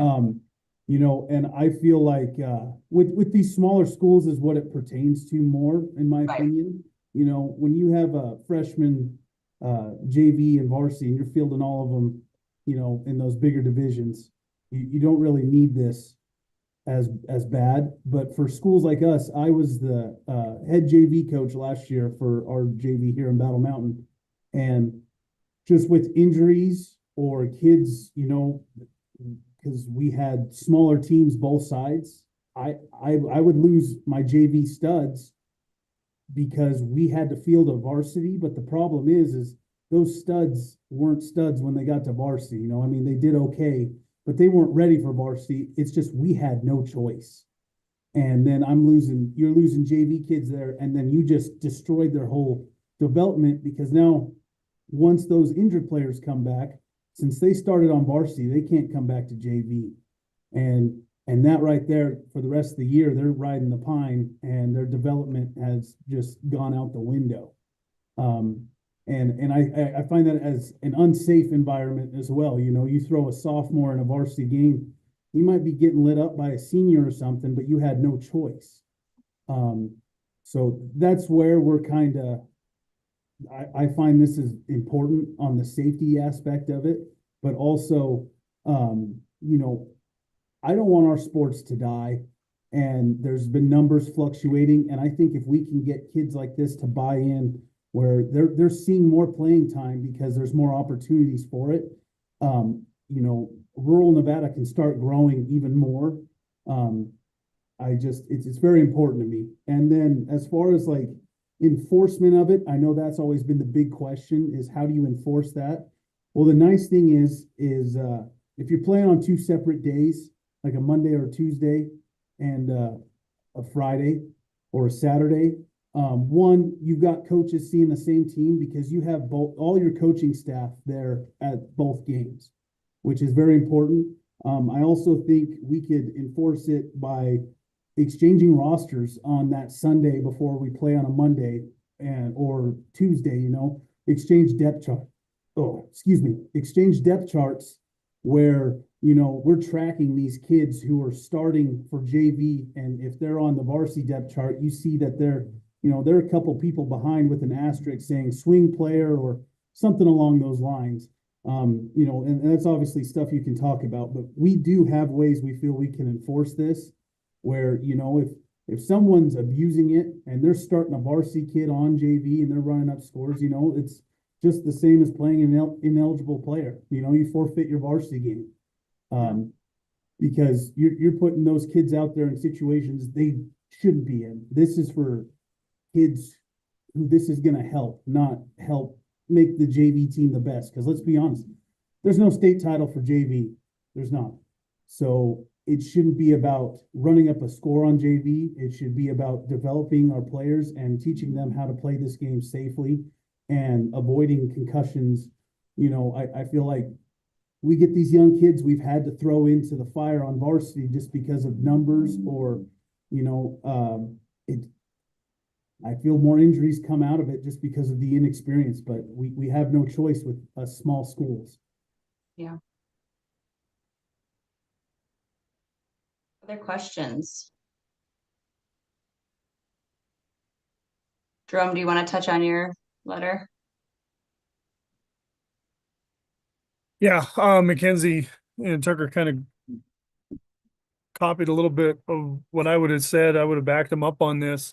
For us personally out in West Wendover, and Mackenzie kind of made reference to it, is my last couple of years of coaching football here at this school, and then just this last year, we had just enough to keep going with varsity, but not enough to do a JV. And we had opportunities with Battle Mountain, with White Pine, to go play JV games and get that experience for our younger kids who, unfortunately, we just don't have a feeder program out here coming up from the younger groups. And I think it gives those younger teams or younger players an opportunity to use that time on the field, not only just in practice, but also getting them game experience and then giving them an opportunity, you know, if they prove themselves, to maybe move up for a couple quarters in the varsity game towards the end of it. I just think keeping enough kids out and giving them the opportunity, if they see a light at the end of the tunnel, that there's an absolute opportunity to get a chance to play, whether it be JV or, you know, work hard enough to, by the end of the season, maybe ousting somebody at varsity or getting a little more varsity time, I think would strengthen the programs definitely. It's a concern. We've got a team in our league right now that just decided to go independent, and that kind of screwed us, unfortunately, in our schedule in regards to where they were at and what game we were going to be playing them, since it was a homecoming game. And I think if they would have had this opportunity, we could have balanced that out to where it would have worked in both of our advantages, you know, and kept them in the league instead of now having them go independent. And now they're kind of scrambling for games, but yet if they would have stayed in the league as a 2A, they would have had a set schedule and would have been able to kind of maneuver through that. So I think it's a good thing. My home state allowed this in a lot of the sports, especially football. In fact, my state even allows 8th graders to come up and prove themselves to a certain extent. I know that's a little bit more involved in regards to this, but it gives that program an opportunity to strengthen down below and then just make it better as the years go on. So what I see too, when we're talking about this, is the 2A is really the one that needs and would benefit the most from this. It would be, you know, dependent if we did make a change, how we wanted to look at each, you know, division. 1A really doesn't have JV. They could possibly build them at some point. I don't think that they will ever really have the numbers to fully support that as a, you know, as a class. But so definitely 2A. I think a lot of our 3A have decent, solid programs. I don't know that they would benefit as much, most of our 3A. But I do see some of our 4A in certain parts of Clark County, specifically some of our charters even, that would probably benefit from something like this to keep their JV viable. So I really feel like it's like a 2-4 majorly issue, maybe a little of the 3, but mostly 2 and 4. But 2 for sure. I think, like, just I'm looking at numbers this year of rosters, and I can just see from those numbers that there would be, you know, a benefit to it for a lot of our 2A schools across the state. So I do see Well, that on my end. And Kate, not to interrupt, but I mean, even last year with our team, we had an opportunity where we were looking at scheduling a couple JV games, and my coach went through his roster and he's like, well, if I did this, I wouldn't have enough to play varsity at this position or this position. Well, now if you have that flexibility, you have that ability at the varsity level, you know, to play a kid for 2 more quarters and then give another kid another couple quarters and you can rotate them through. And then again, you're looking at, the possibility of you're reducing the amount of injuries that could possibly stem from somebody going in that isn't very adept at what they're doing at that position. Can I jump in just real quick? So one other thing about that as well is, we had a team that came down from 3A to 2A last year because they didn't have enough numbers. And this, I feel like, is a situation where that saves us. They have a chance to build on that then if they have this opportunity. Because they came down, and I'm not gonna lie, they had more cheerleaders than we had football players. It wasn't pretty. But Tucker, I'll let him kind of elaborate one more time on that because he is the head coach and he's seen it firsthand. I also think this would help with some of maybe the 1A teams don't have enough kids to field JV programs with this, but if eventually they transition up, this may be an opportunity for them to do that instead of just saying we can't play football anymore because we don't have enough kids to even field, a varsity or a JV. Maybe this gives them an opportunity to build in a safer way so that they can have the opportunity to have these teams. For example, we're playing, I believe it's Oasis this year. Our JV is going to play their varsity so that we can get games with how that drop of these teams and the move up of teams have affected our schedule as well. That's it. Yeah. Other comments, questions? Kate, I guess mine's more of a comment. Obviously they have very different issues with teams than we do, but I feel like this is something big enough that I would like to say, can we put this on for the next meeting so that we can digest it a little more? Oh, absolutely. This is just, you're talking about our meeting or Board of Control? Our meeting. Yeah. This is just for discussion now. I wanted to Okay. kind of have it introduced to everybody so that you could see Okay, what cool. some of the issues across the state are. But yeah, we're not going to make any moves on it today, but I will definitely bring it back so that you guys can talk to other people and, we can look at other states and just kind of have a deeper conversation about it. And maybe it's something specific to, like, we were talking different classifications.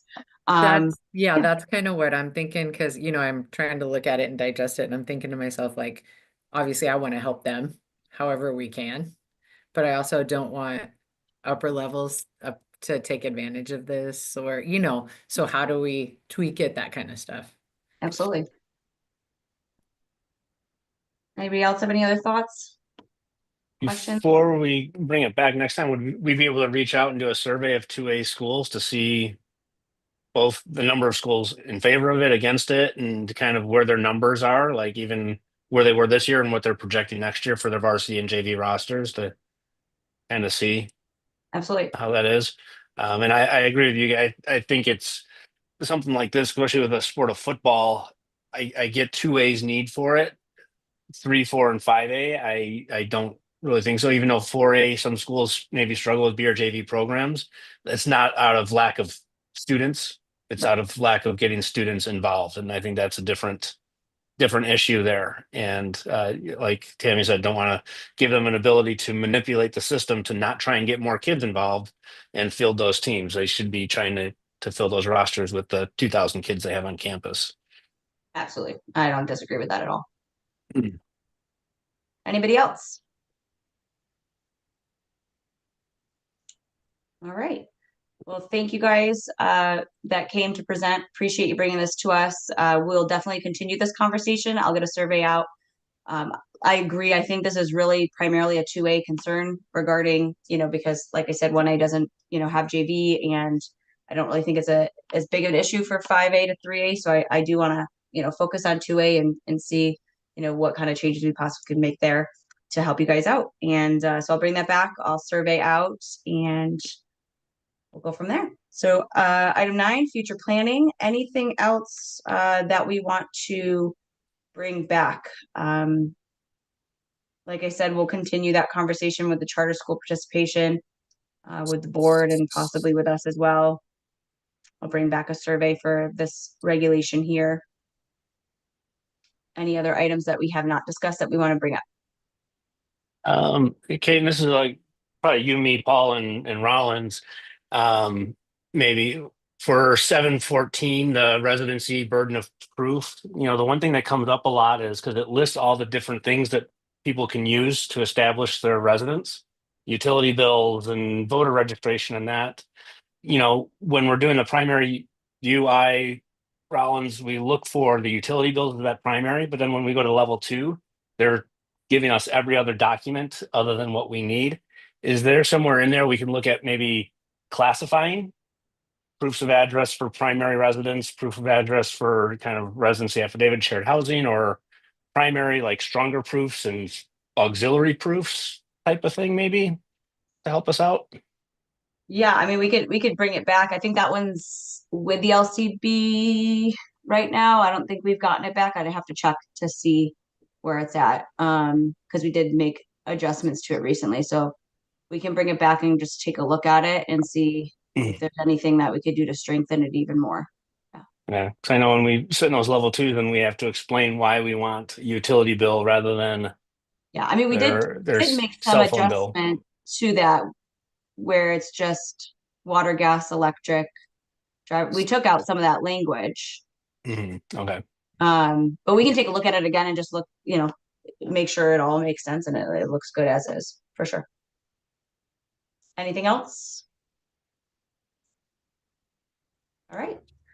Item 10, public comment. This time provides an opportunity for citizens to address the committee about any matter not on the agenda. Items raised during this portion of the agenda cannot be deliberated or acted upon. Should a member of the public wish to speak on a matter not listed on the agenda, it is asked that said person please complete a green public comment card and submit it to the committee chair prior to the opening of this item. A limit of 3 minutes per person and/or 5 minutes for the spokesperson of a particular group may be imposed. It is requested that comments be directed to the committee as a whole. Comments that are determined to be irrelevant, repetitious, offensive, inflammatory, willfully disruptive, or deemed to be personal attacks will not be permitted. Tim or Tia, anybody in the office? No. Okay. We will go ahead and move to adjourn at 11:33.